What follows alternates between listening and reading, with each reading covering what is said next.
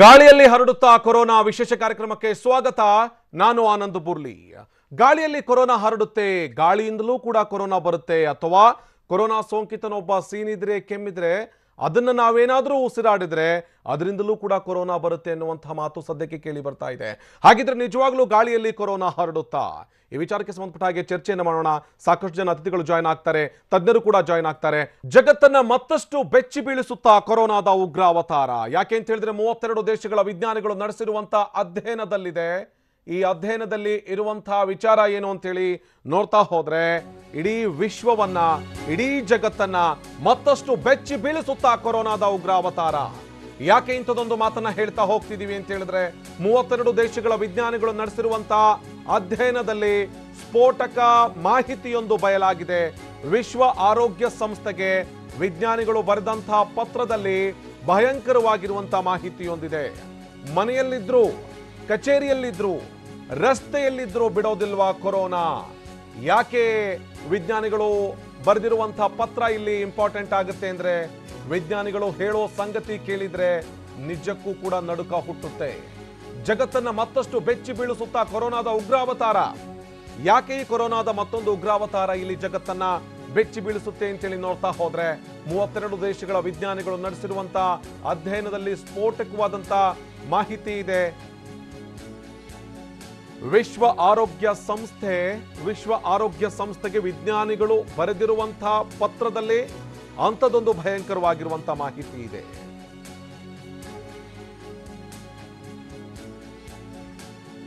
ಈ ಕಾರಣಕ್ಕಾಗಿಯೇ ಇಲ್ಲಿ ಕೊರೋನಾ ಇಡೀ ಜಗತ್ತನ್ನ ಮತ್ತೆ ಏನಾದರೂ ಇಲ್ಲಿ ಉಗ್ರಾವತಾರವನ್ನ ತೋರಿ ಮತ್ತಷ್ಟು ಸಮಸ್ಯೆಯನ್ನ ಉಂಟು ಮಾಡುತ್ತಾ ಅಂತ ಹೇಳಿ. ಹಾಗಿದ್ರೆ ಇಡೀ ಜಗತ್ತನ್ನೇ ತನ್ನ ಕಪಿಮುಷ್ಟಿಯಲ್ಲಿ ಇಟ್ಟುಕೊಂಡಿರೋ ಕೊರೋನಾ ಬಗ್ಗೆ ಇದೀಗ ಮತ್ತೊಂದು ಸ್ಫೋಟಕ ಸಂಗತಿ ಬಯಲಾಗಿದೆ. 32 ದೇಶಗಳ 239 ವಿಜ್ಞಾನಿಗಳು ಕೊರೋನಾ ಗಾಳಿಯಲ್ಲೂ ಕೂಡ ಹರಡುತ್ತೆ ಅನ್ನುವಂಥ ಭಯಾನಕ ವಿಚಾರವನ್ನ ಬಹಿರಂಗಪಡಿಸಿದ್ದಾರೆ. ಇದನ್ನ ಗಂಭೀರವಾಗಿ ಪರಿಗಣಿಸುವಂತೆ ವಿಶ್ವಸಂಸ್ಥೆಗೆ ವಿಜ್ಞಾನಿಗಳು ಮನವಿ ಮಾಡಿಕೊಂಡಿದ್ದಾರೆ. ಹೆಮ್ಮಾರಿಯ ಈ ಡೆಡ್ಲಿ ಅವತಾರದ ಅಸಲಿಯತ್ತೇನು ಅನ್ನೋದರ ಬಗ್ಗೆ ಕಂಪ್ಲೀಟ್ ಆಗಿರುವಂತಹ ಡೀಟೇಲ್ಸ್ ಇಲ್ಲಿದೆ ನೋಡಿ. ಕೊರೋನಾ ಗಾಳಿ ಮೂಲಕ ಹರಡುತ್ತೆ. 32 ರಾಷ್ಟ್ರದ 239 ವಿಜ್ಞಾನಿಗಳ ಶೋಧ.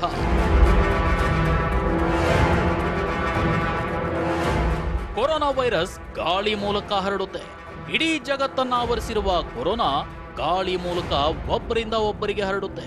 ಇದೊಂದು ಸಂಗತಿ ಕಿವಿಗೆ ಬಿದ್ರೇನೆ ಕಿಬ್ಬೊಟ್ಟೆಯಲ್ಲಿ ನಡುಕ ಹುಟ್ಟುತ್ತೆ ಅಲ್ವಾ? 32 ದೇಶಗಳ 239 ವಿಜ್ಞಾನಿಗಳು ನಡೆಸಿದ ಅಧ್ಯಯನ ಇದೊಂದು ಕಹಿ ಸತ್ಯವನ್ನ ಸಾರಿ ಸಾರಿ ಹೇಳಿದೆ. 239 ವಿಜ್ಞಾನಿಗಳು ನಡೆಸಿದ ಅಧ್ಯಯನ ಕೊರೋನಾ ವೈರಸ್ ಗಾಳಿ ಮೂಲಕ ಹರಡುತ್ತೆ ಅನ್ನೋ ಸಂಗತಿಗೆ ಪುರಾವೆ ನೀಡಿದೆ. ವಿಜ್ಞಾನಿಗಳು ತಮ್ಮ ಅಧ್ಯಯನದ ಫಲಿತಾಂಶವನ್ನ ಸೈನ್ಸ್ ಜರ್ನಲ್ನಲ್ಲಿ ಪ್ರಕಟಿಸಲು ಸಿದ್ಧತೆ ಮಾಡಿಕೊಂಡಿದ್ದಾರೆ. ತಮ್ಮ ಸಂಶೋಧನೆ ಕುರಿತು ವಿಶ್ವ ಆರೋಗ್ಯ ಸಂಸ್ಥೆಗೆ ಬಹಿರಂಗ ಪತ್ರ ಬರೆದಿದ್ದಾರೆ. ಕೊರೋನಾ ಕುರಿತು WHO ನೀಡುವ ಶಿಫಾರಸುಗಳನ್ನ ಇನ್ನಾದರೂ ಬದಲಿಸಿಕೊಳ್ಳಲಿ ಅಂತ ಎಚ್ಚರಿಸಿದ್ದಾರೆ. ಮನೆಯಲ್ಲೇ ಇದ್ದರೂ, ಕಚೇರಿಯಲ್ಲಿದ್ದರೂ ಕೊರೋನಾ ಗಾಳಿಗುಮ್ಮ. ಕೊರೋನಾದಿಂದ ದೂರವಿರಲು ಜನ ಪದೇ ಪದೇ ಕೈ ತೊಳಿತಿದ್ದಾರೆ.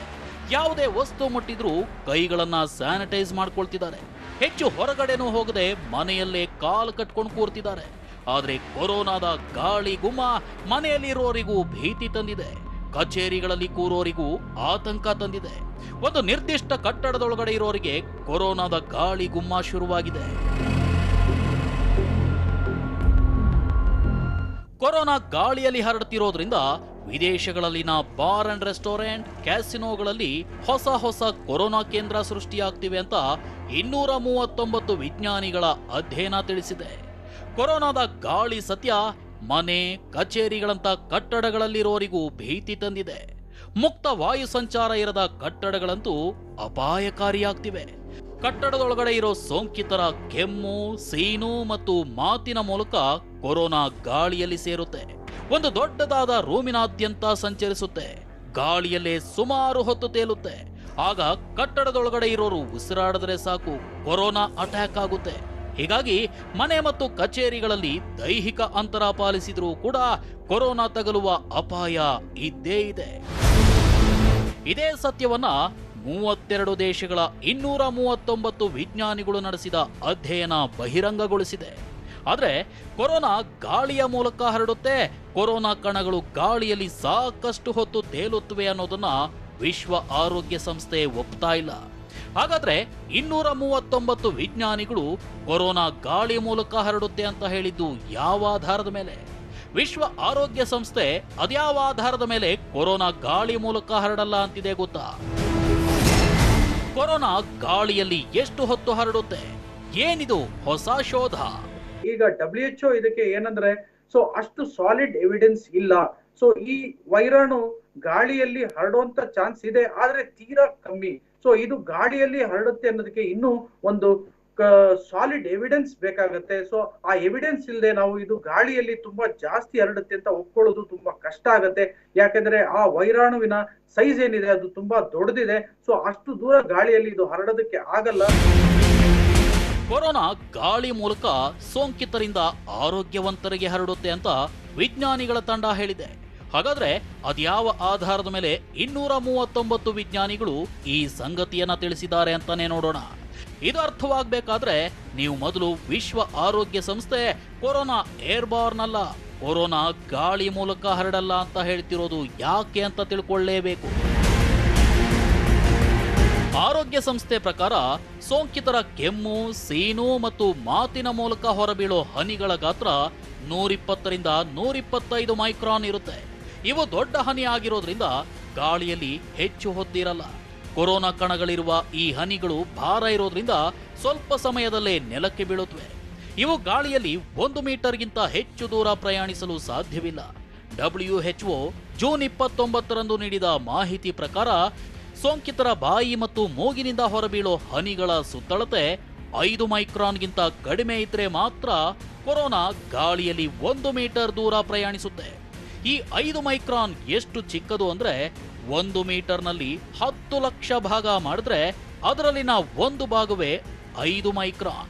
ಸೋಂಕಿತರ ಕೆಮ್ಮು, ಸೀನಿನಿಂದ ಇಷ್ಟೊಂದು ಚಿಕ್ಕ ಹನಿಗಳು ಗಾಳಿಗೆ ಸೇರಲ್ಲ ಅಂತ WHO ಹೇಳಿದೆ. ಆಸ್ಪತ್ರೆಯಲ್ಲಿ ಸೋಂಕಿತರ ಮೇಲೆ ಏರೋಸೋಲ್ ಜನರೇಟಿಂಗ್ ಪ್ರಕ್ರಿಯೆ ನಡೆಸಿದರೆ ಮಾತ್ರ 5 ಮೈಕ್ರಾನ್ಗಿಂತ ಕಡಿಮೆ ಗಾತ್ರದ ಹನಿಗಳು ಹೊರಬರುತ್ತವೆ. ಆಸ್ಪತ್ರೆಗಳಲ್ಲಿ ಮಾತ್ರ ಕೊರೋನಾ ಗಾಳಿ ಮೂಲಕ ಹರಡುತ್ತೆ ಅನ್ನೋದು WHO ವಾದ. ಒಟ್ನಲ್ಲಿ ಕೊರೋನಾ ಕಣಗಳು ಗಾಳಿಯಲ್ಲಿ 1 ಮೀಟರ್ಗಿಂತ ಹೆಚ್ಚು ದೂರ ಹೋಗಲ್ಲ ಅನ್ನೋದು WHO ವಾದ. ಆದರೆ 32 ದೇಶಗಳ 239 ವಿಜ್ಞಾನಿಗಳು ವಿಶ್ವ ಆರೋಗ್ಯ ಸಂಸ್ಥೆಯ ಈ ವಾದವನ್ನ ಸುಳ್ಳು ಅಂದಿದ್ದಾರೆ. 239 ವಿಜ್ಞಾನಿಗಳ ಅಧ್ಯಯನದ ವರದಿ ಪ್ರಕಾರ ಸೋಂಕಿತರ ಕೆಮ್ಮು, ಸೀನು, ಮಾತಿನ ಮೂಲಕ ದೊಡ್ಡ ಮತ್ತು ಚಿಕ್ಕ ಹನಿಗಳು ಹೊರಬೀಳುತ್ತವೆ. ಸಾಮಾನ್ಯವಾಗಿ ಜನ ಕೆಮ್ಮಿದ್ರೆ, ಮಾತನಾಡಿದ್ರೆ ಏರೋಸಾಲ್ಸ್ ಅಂದ್ರೆ ಚಿಕ್ಕ ಹನಿಗಳು ಹೊರಬರುತ್ತವೆ ಅನ್ನೋದು 1946ರಲ್ಲೇ ವಿಜ್ಞಾನ ಲೋಕಕ್ಕೆ ಗೊತ್ತಾಗಿದೆ. ಸೋಂಕಿತರ ಕೆಮ್ಮು, ಸೀನಿನ ಹನಿಗಳು 5 ಮೈಕ್ರಾನ್ಗಿಂತ ಕಡಿಮೆ ಗಾತ್ರ ಹೊಂದಿವೆ. ಹೀಗಾಗಿ ಹನಿಗಳಲ್ಲಿನ ಕೊರೋನಾ ಗಾಳಿ ಮೂಲಕ ಮತ್ತೊಬ್ಬರಿಗೆ ಹರಡುತ್ತೆ ಅಂತ 32 ದೇಶಗಳ ವಿಜ್ಞಾನಿಗಳು ಹೇಳಿದ್ದಾರೆ. ಅಂತರ ಇರಲಿ, ಕೈ ತೊಳೀರಿ ಎಂದ WHO ಗಾಳಿ ಸತ್ಯ ಹೇಳಲಿಲ್ಲ ಯಾಕೆ?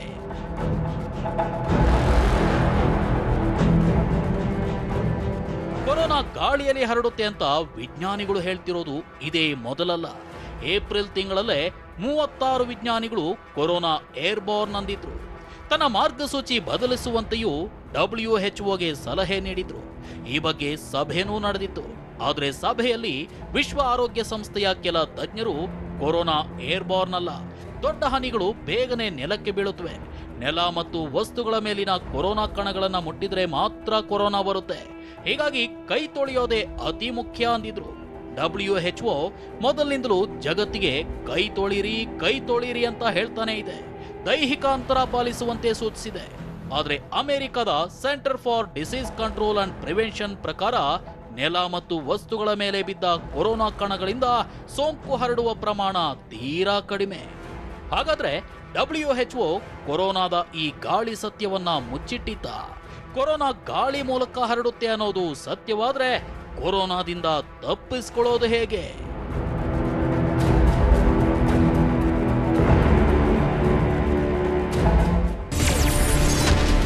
ಏನಿದು ಏರ್ಬಾರ್ನ್ ಕೊರೋನಾ, ತಪ್ಪಿಸಿಕೊಳ್ಳೋದು ಹೇಗೆ? ಗಾಳಿ ಮೂಲಕ ಹರಡೋ ಕೊರೋನಾದಿಂದ ತಪ್ಪಿಸಿಕೊಳ್ಳೋದು ಹೇಗೆ ಅನ್ನೋದನ್ನ ನೀವು ತಿಳ್ಕೊಳ್ಳೇಬೇಕು. ಅದಕ್ಕೂ ಮುನ್ನ ಕೊರೋನಾ ಗಾಳಿ ಮೂಲಕ ಹೇಗೆ ಹರಡುತ್ತೆ ಅಂತ ತಿಳ್ಕೊಳ್ಬೇಕು. ಕೊರೋನಾ ಏರ್ಬಾರ್ನ್ ಆಗಿದೆ ಅಂದ್ರೆ ವೈರಸ್ ರಸ್ತೆ, ಮೈದಾನ, ಬಯಲುಗಳಲ್ಲೂ ಹರಡಲ್ಲ. ಗಂಟೆಗಟ್ಲೆ ಗಾಳಿಯಲ್ಲೂ ತೇಲಲ್ಲ. ಗಾಳಿ ಮೂಲಕ ಮನೆಗಳಿಗೂ ಕೊರೋನಾ ನುಗ್ಗಲ್ಲ. ಇದು ಕಟ್ಟಡಗಳಿಗೆ ಸಂಬಂಧಪಟ್ಟಿದ್ದು. 239 ವಿಜ್ಞಾನಿಗಳ ಅಧ್ಯಯನದ ಪ್ರಕಾರ ಕೊರೋನಾ ಕಚೇರಿ, ಮನೆ, ಹೋಟೆಲ್ಗಳೊಳಗಡೆ ಗಾಳಿ ಮೂಲಕ ಹರಡುತ್ತೆ. ಅಂದ್ರೆ ಗಾಳಿಯ ಮುಕ್ತ ಸಂಚಾರ ಇಲ್ಲದ ಕಡೆ ಮಾತ್ರ ಕೊರೋನಾ ಗಾಳಿಯಲ್ಲಿ ಹೆಚ್ಚು ಹೊತ್ತು ತೇಲುತ್ತೆ. ಇಂಥ ಪರಿಸ್ಥಿತಿಯಲ್ಲಿ ಕೊರೋನಾದಿಂದ ತಪ್ಪಿಸಿಕೊಳ್ಳುವ ಮಾರ್ಗವೂ ಇದೆ. ಮನೆ, ಕಚೇರಿ ಸೇರಿದಂತೆ ಕಟ್ಟಡಗಳಲ್ಲಿ ಮುಕ್ತ ಗಾಳಿ ಸಂಚಾರ ಇರಬೇಕು. ಕಟ್ಟಡದೊಳಗಡೆಯೇ ಗಾಳಿ ಸುಳಿದಾಡದಂತೆ ನೋಡ್ಕೊಳ್ಬೇಕು. ಗಾಳಿ ಸರಾಗವಾಗಿ ಪ್ರವಹಿಸಿ ಹೋಗುವಂತೆ ವೆಂಟಿಲೇಷನ್ ವ್ಯವಸ್ಥೆ ಮಾಡಬೇಕು. ಶಕ್ತಿಶಾಲಿ ಏರ್ ಫಿಲ್ಟರ್ ಅಳವಡಿಸಬೇಕು. ಸದಾ ಫ್ರೆಶ್ ಗಾಳಿ ಪ್ರವಹಿಸುವಂತೆ ಮಾಡಬೇಕು. ಗಾಳಿ ಪ್ರವಹಿಸ್ತಾ ಇದ್ರೆ ಗಾಳಿಯಲ್ಲಿನ ಕೊರೋನಾ ಕಣಗಳು ನಿಷ್ಕ್ರಿಯಗೊಳ್ಳುತ್ತವೆ. ಜೊತೆಗೆ ಕೊರೋನಾ ಕೊಲ್ಲುವ ಅಲ್ಟ್ರಾವೈಲೆಟ್ ಕಿರಣಗಳನ್ನು ಬಳಸಬಹುದು. ಇದರ ಜೊತೆಗೆ ಮನೆಯಲ್ಲಿ, ಕಚೇರಿಯಲ್ಲಿದ್ದಾಗಲೂ ಸಹ ಮಾಸ್ಕ್ ಧರಿಸಲೇಬೇಕು. ನೋಡ್ತಾ ಹೋಗ್ತಾ ಇದ್ವಿ, ಗಾಳಿಯಲ್ಲೂ ಕೂಡ ಕೊರೋನಾ ಬರುತ್ತೆ ಅನ್ನುವಂಥ ಮಾತನ್ನ ಸ್ವತಃ ವಿಜ್ಞಾನಿಗಳು ಹೇಳ್ತಾ ಇದ್ದಾರೆ. ಇದು ಎಷ್ಟೊಂದು ಮಟ್ಟಿಗೆ ಗಂಭೀರವಾಗುತ್ತಾ ಹೋಗುತ್ತೆ ಅಂತ ಹೇಳಿದ್ರೆ, ಮೊದಲಿಗೆ ನಾವು ಒಬ್ಬರಿಂದ ಒಬ್ಬರಿಗೆ ಹರಡುತ್ತೆ ಅನ್ನುವಂಥ ಮಾತು, ಕೈ ಕೊಟ್ರೆ ಅಥವಾ ಶೇಕ್ ಹ್ಯಾಂಡ್ ಮಾಡಿದ್ರೆ ಕೊರೋನಾ ಬರುತ್ತೆ ಅನ್ನುವಂಥ ಮಾತು, ಅದರ ಜೊತೆಗೆ ಒಬ್ಬರಿಗೊಬ್ಬರು ಅಂತರ ಕಾಪಾಡಿಕೊಳ್ಳದೆ ಹತ್ತಿರ ನಿಂತರೆ ಕೊರೋನಾ ಬರುತ್ತೆ ಅನ್ನುವಂಥ ಮಾತಿತ್ತು. ಆದ್ರೆ ಈಗ ಗಾಳಿಯಲ್ಲೂ ಕೊರೋನಾ ಬರ್ತಾ ಇದೆ ಅಥವಾ ಬರುತ್ತೆ ಎನ್ನುವಂಥ ಈ ವಿಜ್ಞಾನಿಗಳ ಸಂಶೋಧನೆ ಎಷ್ಟರ ಮಟ್ಟಿಗೆ ಆತಂಕ ಹುಟ್ಟಿಸ್ತಾ ಇದೆ ಅಂತ ಹೇಳಿದ್ರೆ, ಮನೆ ಒಳಗಡೆ ಇದ್ರೂ ಕೂಡ ಇಷ್ಟು ದಿವಸಗಳ ಕಾಲ ಮನೆ ಒಳಗಡೆ ಇದ್ವಿ, ಯಾರ ಭೇಟಿಗೂ ಕೂಡ ನಾವು ಹೋಗಿರಲಿಲ್ಲ, ಯಾರ ಸಂಪರ್ಕಕ್ಕೂ ಕೂಡ ಬಂದಿರಲಿಲ್ಲ. ಆದರೆ ಈಗ ಹೊರಗಡೆ ಹೋದ್ರೇನೆ ಅಥವಾ ಮನೆಯ ಒಳಗಡೆ ಇದ್ರೂ ಕೊರೋನಾ ಬರುತ್ತಾ ಅನ್ನುವಂಥ ಭಯ ಶುರುವಾಗ್ತಾ ಇದೆ. ಈ ಬಗ್ಗೆ ಮಾತಾಡೋದಕ್ಕೆ ಅತಿಥಿಗಳು ಜಾಯ್ನ್ ಆಗಿದ್ದಾರೆ. ಸಾಕಷ್ಟು ಜನ ತಜ್ಞರು ಕೂಡ ನಮ್ಮ ಜೊತೆಗೆ ಜಾಯ್ನ್ ಆಗಿದ್ದಾರೆ. ಡಾಕ್ಟರ್ ಚೇತನ್ ಇದ್ದಾರೆ, ಶ್ವಾಸಕೋಶ ತಜ್ಞರು ನಮ್ಮ ಜೊತೆಗೆ ಜಾಯ್ನ್ ಆಗಿದ್ದಾರೆ. ಮತ್ತಷ್ಟು ಮಾಹಿತಿಯನ್ನು ಕೊಡ್ತಾ ಹೋಗ್ತಾರೆ. ಡಾಕ್ಟರ್ ಪವನ್ ಇದ್ದಾರೆ, ಜನರಲ್ ಫಿಸಿಷಿಯನ್, ಹಾಗೇನೆ IMAನ ಕಾರ್ಯಕಾರಿಣಿ ಸಮಿತಿಯ ಸದಸ್ಯರು ಕೂಡ ಹೌದು. ಹಾಗೇನೆ ಡಾಕ್ಟರ್ ಶ್ರೀಲತಾ ನಾಯಕ್ ಇದ್ದಾರೆ, ಅವರು ಕೂಡ ಶ್ವಾಸಕೋಶ ತಜ್ಞರು, ಹಾಗೇನೆ ಉಸಿರಾಟ ತಜ್ಞರು ಕೂಡ ನಮ್ಮ ಜೊತೆಗೆ ಜಾಯ್ನ್ ಆಗಿದ್ದಾರೆ. ಮೊದಲಿಗೆ ಡಾಕ್ಟರ್ ಚೇತನ್ ಅವರೇ, ಇಲ್ಲಿ ಗಂಭೀರವಾಗಿರುವಂಥ ವಿಚಾರ, ಜನ ಮೊದಲೇ ಹೆದರಿದ್ದಾರೆ, ಯಾರಾದ್ರೂ ಸಂಪರ್ಕಕ್ಕೆ ಬರಬಾರ್ದು ಅಂತೇಳಿ ತಿಂಗಳಗಟ್ಟಲೆ ಮನೆಯಲ್ಲಿ ಇದ್ದಾರೆ. ಈಗ ನೋಡಿದ್ರೆ ಸೈಂಟಿಸ್ಟ್ ಹೇಳ್ತಾ ಇದ್ದಾರೆ ಇಲ್ಲ, ಗಾಳಿನಲ್ಲೂ ಕೂಡ ಕೊರೋನಾ ಬರುತ್ತೆ ಅಂತ ಹೇಳಿ. ಹೌದು, ಅದು ಸ್ಟಾರ್ಟಿಂಗ್ ಒಂದು 36 ಸೈಂಟಿಸ್ಟ್ ಅದು ಹೇಳಿದರು WHO-ಗೆ. ನಂತರ ಅದು WHO ಅಷ್ಟು ಅನುಮೋದನೆ ಮಾಡಲಿಲ್ಲ. ಈಗ ಮತ್ತೆ 239 ವಿಜ್ಞಾನಿಗಳು ಹೇಳಿದ ಮೇಲೆ ಅದನ್ನು ಸ್ವಲ್ಪ ಸೀರಿಯಸ್ಸಾಗಿ ಕನ್ಸಿಡರ್ ಮಾಡ್ತಿದ್ದಾರೆ. ಏನು ಅಂದರೆ ಡ್ರಾಪ್ಲೆಟ್ ಸೈಜ್ ಮೇಲೆ ಡಿಪೆಂಡ್. ಇದು ಡ್ರಾಪ್ಲೆಟ್ಸ್ 5 ಮೈಕ್ರಾನ್ಸ್ಗಿನ ಕಮ್ಮಿ ಆದರೆ ಅದು ತೇಲುತ್ತೆ ಅಂತ, ಮೋರ್ ದೆನ್ 1-2 ಮೀಟರ್ಸ್ ಅಂತ. ಸೊ ನಾವು ಭಾವಿಸಿದ ಇಷ್ಟು ದಿವಸ ಏನು ಅಂದರೆ ಡ್ರಾಪ್ಲೆಟ್ಸ್, ರೆಸ್ಪಿರೇಟರಿ ಡ್ರಾಪ್ಲೆಟ್ಸು ಈ ಮೈಕ್ರಾನ್ ಸೈಜ್ಗೆ ವೈರಸ್ ಹೆವಿ ಇರೋದ್ರಿಂದ 1 ಮೀಟರ್ ಒಳಗಡೆ ಬೀಳುತ್ತೆ. ಹಾಗಾಗಿ ಅದು ಅಷ್ಟಾಗಿ ಏನೋ ಸೋಷಿಯಲ್ ಡಿಸ್ಟೆನ್ಸಿಂಗ್ ಮೇಂಟೈನ್ ಮಾಡೋದ್ರಿಂದ ಸೇಫ್ ಅಂತ ಭಾವಿಸ್ತಾ ಇದ್ವಿ. ಬಟ್ ಎಷ್ಟೊಂದು ವೈರಲ್ ವೀಡಿಯೋಸ್ ಇರ್ಬೋದು, ನೀವು ನೋಡಿರ್ಬೋದು. ಜಪಾನ್ ಸೈಂಟಿಸ್ಟ್ ಎಲ್ಲ ಒಂದು ವೈರಸ್ ಹೇಗೆ ಸ್ಪ್ರೆಡ್ ಆಗುತ್ತೆ ಅಂತೆಲ್ಲ ಒಂದು ಡೆಮೋ ಕೊಟ್ಟಿದ್ದಾರೆ. ಅದು ಹೇಳೋ ಪ್ರಕಾರ 20 ನಿಮಿಷ 30 ನಿಮಿಷನೂ ಗಾಳಿ ರೀಸರ್ಕ್ಯುಲೇಟ್ ಆಗ್ತಿದ್ರೆ ಅಲ್ಲೂ ಸ್ಪ್ರೆಡ್ ಆಗೋ ಚಾನ್ಸಸ್ ಜಾಸ್ತಿ ಇದೆ ಅಂತಲೂ ಒಂದು ವಿಷಯ ಬಂದಿದೆ. ಅಲ್ಲ, ಇದು ಎಷ್ಟರ ಮಟ್ಟಿಗೆ ಆತಂಕ ಅಂತ, ಯಾಕೆ ಅಂತ ಹೇಳಿದ್ರೆ ಜನಕ್ಕೊಂದು ಭಯ ಇರುತ್ತೆ, ಹೆಂಗಪ್ಪ ಇದು ಹೊರಗಡೆ ಹೋಗ್ಬೇಕಾ ಬೇಡವಾ ಅಂತೇಳಿ, ಮನೆ ಒಳಗಡೆನೂ ಮಾಸ್ಕ್ ಹಾಕೊಂಡು ಕೂತ್ಕೋಬೇಕಾದಂಥ ಪರಿಸ್ಥಿತಿ ಅಂತಿದು. ಅದೇ ಮನೇಲಿ ಈಗ ಯಾರು ಭಾಳ ಹುಷಾರಾಗಿರಬೇಕು, ಎಸ್ಪೆಷಲಿ ವಯಸ್ಸಾದವರು, ಈ ನಾನು ಮುಂಚೆ ಹೇಳ್ದಂಗೆ ಸ್ಪೆಷಲ್ ಕ್ಯಾಟಗರಿ ಪೇಷಂಟ್ಸು, ಇವರೆಲ್ಲ ಬಹಳ ಹುಷಾರಾಗಿ ಎಚ್ಚರ ವಹಿಸಬೇಕಾಗುತ್ತೆ. ಯಾಕಂದರೆ ಇಲ್ಲಿ ಯಾರಾದರೂ ಒಬ್ಬರು ಮನೇಲಿ ಪಾಸಿಟಿವ್ ಬಂದರೂ ಕೂಡ ಈ ಗಾಳಿಯಲ್ಲಿ ಈ ಥರ ಸ್ಪ್ರೆಡ್ ಆಗೋ ಮೈಕ್ರೋ ಡ್ರಾಪ್ಲೆಟ್ಸಿಂದ ಎಲ್ರಿಗೂ ಬರೋ ಚಾನ್ಸಸ್ ಉಂಟು. ಹಂಗಂತ ಈಗ ನೋಡಿ, ಒಂದು ವಿಷಯ ತಿಳ್ಕೊಬೇಕು, ಯಾವುದೇ ಒಂದು ವೈರಲ್ ಡಿಸೀಸ್ ಆಗಲಿ ಏನೇ ಒಂದಾಗಲಿ, ಈಗ ನಾನು ಪಾಸಿಟಿವ್ ಇದ್ದು ಇಲ್ಲಿ ಒಂದು 10 ಜನ ಇದ್ದರೆ ಎಲ್ಲರೂ 10 ಜನಕ್ಕೂ ಸ್ಪ್ರೆಡ್ ಆಗಲ್ಲ, ಯಾರೋ 2-3 ಜನಕ್ಕೆ ಇದಾಗುತ್ತೆ. ಅವರ ಬಾಡಿಯ ಗುಣಧರ್ಮದ ಮೇಲೂ ಡಿಪೆಂಡ್ ಆಗುತ್ತೆ. ಅಂದರೆ ಅವರ ACE2 ರಿಸೆಪ್ಟರ್ಸ್ ಎಷ್ಟು ಬೇಗ ವೈರಸ್ ಕ್ಯಾಚ್ ಮಾಡುತ್ತೆ, ಎಷ್ಟು ಬೇಗ ಅವ್ರ ಇಮ್ಯುನಿಟಿ ಇದು ಮಾಡುತ್ತೆ ಅನ್ನೋದು ಮೇಲೆ ಡಿಪೆಂಡ್ ಆಗುತ್ತೆ. ಇಟ್ ಡಸಂಟ್ ಮೀನ್ ದಟ್ ಈಗ ಬಂದಿದ ತಕ್ಷಣ ನೀವು ನೋಡಿರ್ಬೋದು ಎಷ್ಟೊಂದು ಕೇಸಸ್ ಮನೇಲಿ ಒಬ್ಬರೇ ಪಾಸಿಟಿವ್ ಇರ್ತಾರೆ, ಬೇರೆಯವರೆಲ್ಲ ನೆಗೆಟಿವ್ ಇರ್ತಾರೆ. ಸೊ ಯಾಕೆಂದ್ರೆ ಅವರ ಬಾಡಿಯ ಗುಣಧರ್ಮ ಅದು, ಅವರ ACE2 ರಿಸೆಪ್ಟರ್ಸ್, ಅವರ ಇಮ್ಯುನಿಟಿ ಮೇಲೂ ಡಿಪೆಂಡ್ ಆಗುತ್ತೆ. ನಿಜ ಮತ್ತಷ್ಟು ಮಾತಾಡ್ತೀನಿ. ಅದಕ್ಕಿಂತ ಗಂಭೀರವಾಗಿ ಇಲ್ಲಿ ಗಮನಿಸಬೇಕಾಗಿರೋದು, ಮನೆಯ ಒಳಗಡೆ ಇದ್ರೂ ಗಾಳಿಯ ಮೂಲಕ ಕೊರೋನಾ ಬರುತ್ತೆ ಅಂತ ಹೇಳಿದ್ರೆ ಅದರಿಂದ ಪಾರಾಗೋದು ಹೇಗೆ ಎನ್ನುವಂತ ಮಾತು ಒಂದು ಕಡೆ ಆದ್ರೆ ಇನ್ನೊಂದು ಕಡೆಯಲ್ಲಿ ಗಮನಿಸ್ತಾ ಹೋಗಬೇಕು. ಆಗ್ಲೇ ಡಾಕ್ಟರ್ ಹೇಳ್ತಾ ಇದ್ರು 5 ಮೈಕ್ರಾನ್ಗಿಂತ ಕಡಿಮೆ ಇರುವಂತ ಪಾರ್ಟಿಕಲ್ಸ್ ಟ್ರಾವೆಲ್ ಮಾಡೋದಿಲ್ಲ ಅಥವಾ ಮಾಡುತ್ತೆ ಎನ್ನುವಂತ ವಿಚಾರ. ಹಾಗಿದ್ರೆ ಯಾವ ಕಣಗಳು ಅಥವಾ ವೈರಸ್ ಅನ್ನ ತೆಗೆದುಕೊಂಡು ಟ್ರಾವೆಲ್ ಮಾಡ್ತವೆ, ಅದು ಎಷ್ಟು ದೂರಕ್ಕೆ ಹೋಗಬಹುದು, ಅಥವಾ ಗಾಳಿನಲ್ಲಿ ಒಂದೊಮ್ಮೆ ಕೊರೋನಾ ಬರುತ್ತೆ ಅನ್ನೋದೇ ಆದ್ರೆ ಅದು ಎಷ್ಟರ ಮಟ್ಟಿಗೆ ದೂರದವರೆಗೂ ಕೂಡ ಟ್ರಾವೆಲ್ ಮಾಡಬಹುದು? ಆಗ್ಲೇ ನೋಡ್ತಾ ಇದ್ವಿ ಡಾಕ್ಟರ್ ಚೇತನ್ ಅವರು ಹೇಳ್ತಾ ಇದ್ರು ಇದು ಟ್ರಾವೆಲ್ ಮಾಡುವಂತದ್ದು ಸಾಧ್ಯತೆ ಇದೆ, ಅದರ ಜೊತೆಗೆ ಅದನ್ನ ಉಸಿರಾಡದಂತ ಸಂದರ್ಭದಲ್ಲಿ ಕೊರೋನಾ ಬರುವಂತ ಸಾಧ್ಯತೆಯೂ ಕೂಡ ಇದೆ ಅಂತ ಹೇಳಿ. ಡಾಕ್ಟರ್ ಪವನ್ ಅವರೇ, ನೀವು ಕೂಡ ಹೇಳ್ತಾ ಇದ್ರಿ ಇಲ್ಲಿ WHO ಸಾಕಷ್ಟು ಎವಿಡೆನ್ಸ್ ಕೇಳಿದೆ, ಸೈಂಟಿಸ್ಟ್ಗಳು ಹೇಳಿರುವಂತ ಈ ವರದಿ ಏನಿದೆ ಅಥವಾ ಮಾಡಿರುವಂತ ಅಧ್ಯಯನ ಏನಿದೆ ಅದನ್ನ ನೇರವಾಗಿ ಒಪ್ಪಿಕೊಳ್ಳೋದಕ್ಕೆ ಸಾಧ್ಯ ಇಲ್ಲ, ಇನ್ನೊಂದಷ್ಟು ಎವಿಡೆನ್ಸ್ ಬೇಕು ಅಂತ ಹೇಳಿ ಕೇಳಿದೆ. ಆದ್ರೆ ಸದ್ಯಕ್ಕೆ ಪ್ರಾಥಮಿಕವಾಗಿ ವಿಜ್ಞಾನಿಗಳು ನಡೆಸಿರುವಂತಹ ಸಂಶೋಧನೆಯಲ್ಲಿ ಗಾಳಿಯಿಂದ ಹರಡುತ್ತೆ ಅನ್ನೋದು ಕನ್ಫರ್ಮ್ ಆಗಿದೆ ಅಲ್ವಾ ಡಾಕ್ಟರ್? ಈಗ ಇದರಲ್ಲಿ ನಾವು ಬೇಸಿಕ್ ಒಂದು ವಿಷಯನ ತಿಳ್ಕೊಬೇಕಾಗತ್ತೆ. ಯಾಕೆಂದರೆ ಈಗ WHO ವಾದ ಏನು, ಈಗ ಬೇರೆ ಸೈಂಟಿಸ್ಟ್ಗಳು ಈಗ ಲಿಡಿಯಾ ಮೊರಾಸ್ಕೋ ಹಾಗೆ ಅವರ ಕಲೀಗ್ಸ್ ಏನು 239 ಜನ ಸೈಂಟಿಸ್ಟ್ಗಳು ಈಗ ವರದಿಯನ್ನು ಕೊಟ್ಟಿದ್ದಾರೆ. ಸೊ ಇದನ್ನು ನಾವು ಬೇಸಿಕ್ ಏನಾಗಿದೆ ಅಂತ ಫಸ್ಟ್ ತಿಳ್ಕೊಬೇಕಾಗತ್ತೆ. ಈಗ ನಾವು ಯಾವಾಗಲಾದರೂ ಈ ಕೆಮ್ಮಿದಾಗ ಅಥವಾ ಸೀನ್ದಾಗ ಏನಾಗುತ್ತೆ, ನಮಗೆ ಕಫ ಡ್ರಾಪ್ಲೆಟ್ಸ್ ಏನು ಹೊರಗಡೆ ಬರುತ್ತೆ ಅದರಲ್ಲಿ ಈ ಮ್ಯಾಕ್ರೋ ಡ್ರಾಪ್ಲೆಟ್ಸ್ ಮತ್ತು ಮೈಕ್ರೋ ಡ್ರಾಪ್ಲೆಟ್ಸ್ ಅಂತ ಇರುತ್ತೆ. ಈ ಮ್ಯಾಕ್ರೋ ಡ್ರಾಪ್ಲೆಟ್ಸ್ ಏನಾಗುತ್ತೆ, ಇದು ತುಂಬ ಭಾರವಾಗಿರುತ್ತೆ. ಸೊ ಈ ಭಾರವಾಗಿರೋದ್ರಿಂದ ಇದು 1 ರಿಂದ 2 ಮೀಟರ್ ಡಿಸ್ಟೆನ್ಸ್ ಅಷ್ಟೇ ಟ್ರಾವೆಲ್ ಮಾಡೋದಕ್ಕಾಗುತ್ತೆ, ಹಾಗೂ ಅದರ ತೂಕದಿಂದನೇ ಒಂದು ಸರ್ಫೇಸ್ಗಳ ಮೇಲೆ ಕೂತ್ಕೊಳ್ಳುತ್ತೆ. ಇದನ್ನು ನಾವು ಫೋಮೈಟ್ಸ್ ಅಂತ ಹೇಳ್ತೀವಿ. ಈಗ WHO ವಾದ ಏನು ಅಂತಂದರೆ, ಈ ಸರ್ಫೇಸ್ಗಳ ಮೇಲೆ ಏನು ಕೂತ್ಕೊಳ್ಳುತ್ತೆ ಈ ಕಾಫ್ ಡ್ರಾಪ್ಲೆಟ್ಸ್, ಈ ಮ್ಯಾಕ್ರೋ ಡ್ರಾಪ್ಲೆಟ್ಸ್ ಮಾತ್ರ ಈ ಡಿಸೀಸನ್ನು ಸ್ಪ್ರೆಡ್ ಮಾಡುತ್ತೆ ಅಂತ WHO ವಾದ ಇದೆ. ಸೊ ಆದರೆ ಈಗ ಬೇರೆ ಸೈಂಟಿಸ್ಟ್ಗಳು ಏನು ಈ ಲಿಡಿಯಾ ಮೊರಾಸ್ಕೋ ಹಾಗೂ ಅವರ ತಂಡದವರು ಏನು ಹೇಳಿದ್ದಾರೆ, ಒಂದು ಓಪನ್ ಲೆಟರನ್ನೇ ಬರೆದಿದ್ದಾರೆ WHOಗೆ. ಸೊ ಅವರ ಪ್ರಕಾರ ಬರೀ ಈ ಮ್ಯಾಕ್ರೋ ಡ್ರಾಪ್ಲೆಟ್ಸ್ ಒಂದೇ ಅಲ್ಲ, ಈ ಮೈಕ್ರೋ ಡ್ರಾಪ್ಲೆಟ್ಸ್ ಏನಿದೆ ಅಂದರೆ 5 ಮೈಕ್ರಾನ್ಗಿಂತ ಕಮ್ಮಿ ಬಿಡ್ತಿರ್ತಕ್ಕಂಥ ಈ ಡ್ರಾಪ್ಲೆಟ್ಸ್ ಏನಾಗುತ್ತೆ ಇವನ್ನ ನಾವು ಮೈಕ್ರೋ ಡ್ರಾಪ್ಲೆಟ್ಸ್ ಅಂತ ಹೇಳ್ತೀವಿ. ಸೊ ಈ ಮೈಕ್ರೋ ಡ್ರಾಪ್ಲೆಟ್ಸ್ ಇಂದ ಕೂಡ ಈ ವೈರಾಣು ಅಥವಾ ಈ ಸೋಂಕು ಹರಡುತ್ತೆ ಅಂತ ಈಗ ಅವರು ಒಂದು ಓಪನ್ ಲೆಟರ್ ಅನ್ನ ಬರೆದಿದ್ದಾರೆ. ಸೊ ಇದಕ್ಕೆ ಕಾರಣಗಳನ್ನು ಅವರು ಕೊಟ್ಟಿದ್ದಾರೆ. ಯಾಕೆ ಅಂತಂದ್ರೆ ನಾವು ಕೆಮ್ಮಿದಾಗ ಮ್ಯಾಕ್ರೋ ಮೈಕ್ರೋ ಡ್ರಾಪ್ಲೆಟ್ಸ್ ಎಲ್ಲ ಈಗ ನಮಗೆ ರೂಮಲ್ಲಿ ಸೇರ್ಕೊಳ್ಳುತ್ತೆ. 1 ರಿಂದ 2 ಮೀಟರ್ ವರೆಗೂ ಈ ಮ್ಯಾಕ್ರೋ ಡ್ರಾಪ್ಲೆಟ್ಸ್ ಟ್ರಾವೆಲ್ ಮಾಡುತ್ತೆ. ಆದರೆ ಈ ಮೈಕ್ರೋ ಡ್ರಾಪ್ಲೆಟ್ಸ್ ಏನಿದೆ, ಸೊ ಇದು ತೂಕ ಕಮ್ಮಿ ಇರೋದ್ರಿಂದ ಒಂದು ರೂಮ್ನಲ್ಲಿ 10 ಮೀಟರ್ ವರೆಗೂ ಟ್ರಾವೆಲ್ ಮಾಡುವಂತ ಶಕ್ತಿಯನ್ನು ಹೊಂದಿದೆ. ಅಂದ್ರೆ ಒಂದು ಆ ರೂಮ್ ವೆಲಾಸಿಟಿ, ಆ ಏರ್ ವೆಲಾಸಿಟಿ ಏನಿರುತ್ತೆ, ಸೊ ಆ ವೆಲಾಸಿಟಿ ಮೇಲೆ ಇದು 10 ಮೀಟರ್ ಡಿಸ್ಟೆನ್ಸ್ ಕೂಡ ಹೋಗುವಂತ ಕೆಪಾಸಿಟಿಯನ್ನು ಹೊಂದಿರುತ್ತೆ. ಸೊ ಹಾಗಾಗಿ ಇದು ಏರ್ ಬಾರ್ನ್ ಆಗುತ್ತೆ. ಸೊ ಆವಾಗ ಇದು ತುಂಬಾ ಜನಕ್ಕೆ ಹರಡುವಂತ ಚಾನ್ಸಸ್ ಇದೆ. ಯಾಕೆಂದ್ರೆ ಇಲ್ಲಿ ನಾವು ಸಾಕಷ್ಟು ಜನಗಳಿಗೆ ನೋಡಿರ್ಬೋದು, ಈಗಾಗಲೇ ಎಷ್ಟೋ ಜನಕ್ಕೆ ಈಗ ಸೋಷಿಯಲ್ ಡಿಸ್ಟೆನ್ಸಿಂಗ್ ಮೇಂಟೈನ್ ಮಾಡ್ತಾ ಇರ್ತಾರೆ. ಸೊ ತುಂಬಾ ದೂರನೇ ಕೂತಿರ್ತಾರೆ, ಒಬ್ರೊಬ್ರು ಕಾಂಟ್ಯಾಕ್ಟ್ ಅಲ್ಲೇ ಬಂದಿರಲ್ಲ, ಆದರೂ ಕೂಡ ಪಾಸಿಟಿವ್ ಬಂದಿರತಕ್ಕಂಥ ಚಾನ್ಸಸ್ ಇದೆ. ಸೊ ಹಾಗಾಗಿ ಇವರ ವಾದ ಏನಂದ್ರೆ ಏರ್ ಬಾರ್ನ್ ಇನ್ಫೆಕ್ಷನ್ ಇದು. ಸೊ ಇದು ಮೈಕ್ರೋ ಡ್ರಾಪ್ಲೆಟ್ಸ್ ಅಲ್ಲಿ ಕೂಡ ಇನ್ಫೆಕ್ಷನ್ ಸ್ಪ್ರೆಡ್ ಆಗುತ್ತೆ ಅಂತ. ಆದ್ರೆ ಈಗ WHO ಏನಂತ ಕೇಳಿದೆ ಅಂದ್ರೆ, ಈ ಏರ್ ಬಾರ್ನ್ ಅನ್ನೋದಕ್ಕೆ ನಮಗೆ ಸಾಕಷ್ಟು ಎವಿಡೆನ್ಸ್ ಇಲ್ಲ. ಯಾಕೆಂದ್ರೆ ಈ ಏನು ಮೈಕ್ರೋ ಡ್ರಾಪ್ಲೆಟ್ಸ್ ಇದೆ, ಈ ಮೈಕ್ರೋ ಡ್ರಾಪ್ಲೆಟ್ಸ್ ಅಲ್ಲಿ ಈ ವೈರಸ್ ಅನ್ನ ಗ್ರೋತ್ ಮಾಡೋದಕ್ಕೆ ಆಗಿಲ್ಲ. ಯಾಕಂದ್ರೆ ಈಗ ಅವರು ಕೂಡ ಈಗ ಲಿಡಿಯಾ ಮೊರಾಸ್ಕಿ ಇವರೆಲ್ಲ ಏನೀಗ ಈ ಲೆಟರ್ ಅನ್ನ ಬರೆದಿದ್ದಾರೆ, ಈ ಸಂಶೋಧನೆಯನ್ನ ಮಾಡಿದ್ದಾರೆ, ಅವರು ಕೂಡ ಈ ವೈರಸ್ ಅನ್ನ ಅದನ್ನ ಸಪರೇಟ್ ಆಗಿ ಗ್ರೋತ್ ಮಾಡಕ್ ಆಗಿಲ್ಲ ಈ ಮೈಕ್ರೋ ಡ್ರಾಪ್ಲೆಟ್ಸ್ ಅಲ್ಲಿ. ಸೊ ಹಾಗಾಗಿ WHO ಏನ್ ಹೇಳುತ್ತೆ, ನಮ್ಗೆ ಇನ್ನೂ ಒಂದು ಸಾಲಿಡ್ ಎವಿಡೆನ್ಸ್ ಬೇಕು. ಸೊ ಸಾಲಿಡ್ ಎವಿಡೆನ್ಸ್ ಇದ್ರೆ ನಾವು ಇದ್ರ ಮೇಲೆ ಇದರಲ್ಲಿ ಏರ್ ಬಾರ್ನ್ ಕೂಡ ಆಗುತ್ತೆ ಅಂತ ಒಪ್ಕೋಬಹುದು. ಸ್ವಲ್ಪ ಮಟ್ಟಿಗೆ ಏರ್ ಬಾರ್ನ್ ಆಗ್ಬೋದು, ಆದರೆ ಸಾಕಷ್ಟು ಜನಕ್ಕೆ ಏರ್ ಬಾರ್ನ್ ಅಲ್ಲಿ ಸ್ಪ್ರೆಡ್ ಆಗಲ್ಲ ಅಂತ WHO ವಾದ ಮಾಡ್ತಾ ಇದೆ. ಇಲ್ಲಿ ನಮಗೆ ಒಂದು ತಿಳ್ಕೊಬೇಕೇನಂದ್ರೆ, ಈಗ WHO ವಾದ ಏನು ಅಥವಾ ಈಗ ಲಿಡಿಯಾ ಮೊರಾಸ್ಕಿ ಅವರ ತಂಡದ ವಾದ ಏನು, ಇದು ಇಂಪಾರ್ಟೆಂಟ್ ಅಲ್ಲ. ಸೊ ನಮಗೆ ಈಗ ಜನರಲ್ ಪಬ್ಲಿಕ್ ಅಂದ್ರೆ ಸಾಮಾನ್ಯ ಜನರಿಗೆ ಈ ಸೋಂಕು ಯಾವ ರೀತಿ ಹರಡ್ತಾ ಇದೆ, ಸೊ ಯಾವ ರೀತಿ ಇದಾಗುತ್ತೆ, ಏನು ಪ್ರಿಕಾಷನ್ಸ್ ತಗೋಬೇಕು, ನಮಗೆ ಅದು ಮುಖ್ಯ ಆಗುತ್ತೆ.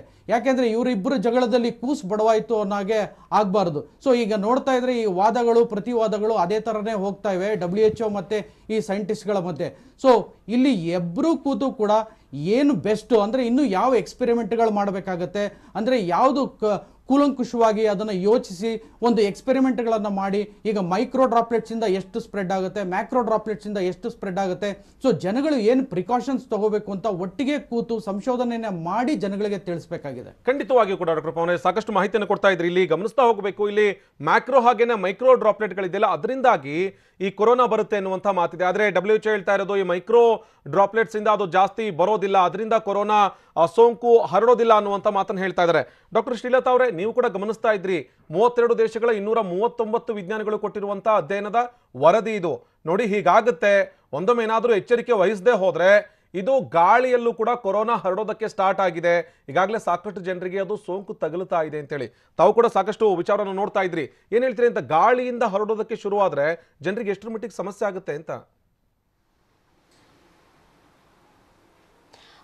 ಗಾಳಿದಲ್ಲಿ ಹರಡೋಕ್ಕೆ ಶುರು ಆದರೆ ಯೂಶಲಿ ನಾವು ಮೈಕ್ರಾನ್ಸಲ್ಲಿ ಹೋಗ್ತೀವಿ. ಸೊ ಆ್ಯಸ್ ಡಾಕ್ಟರ್ ಚೇತನ್ ಮತ್ತು ಡಾಕ್ಟರ್ ಪವರ್ ಏನು ಹೇಳಿದ್ದಾರೆ, ಇದರ ಪ್ರಕಾರ ಮೈಕ್ರೋನ್ ಆ್ಯಂಡ್ ಮೈಕ್ರೋ ಪಾರ್ಟಿಕಲ್ಸ್, ಇವು particles depending on the size, ಏನು ಅದರದ್ದು ಸೈಜ್ ಡೈಮೀಟರ್ ಇರುತ್ತೆ ಅದರ ಪ್ರಕಾರ ದ ಇನ್ಫೆಕ್ಷನ್ ಚಾನ್ಸಸ್ ಜಾಸ್ತಿ ಆಗುತ್ತೆ ಅಂತ ಹೇಳ್ತೀವಿ.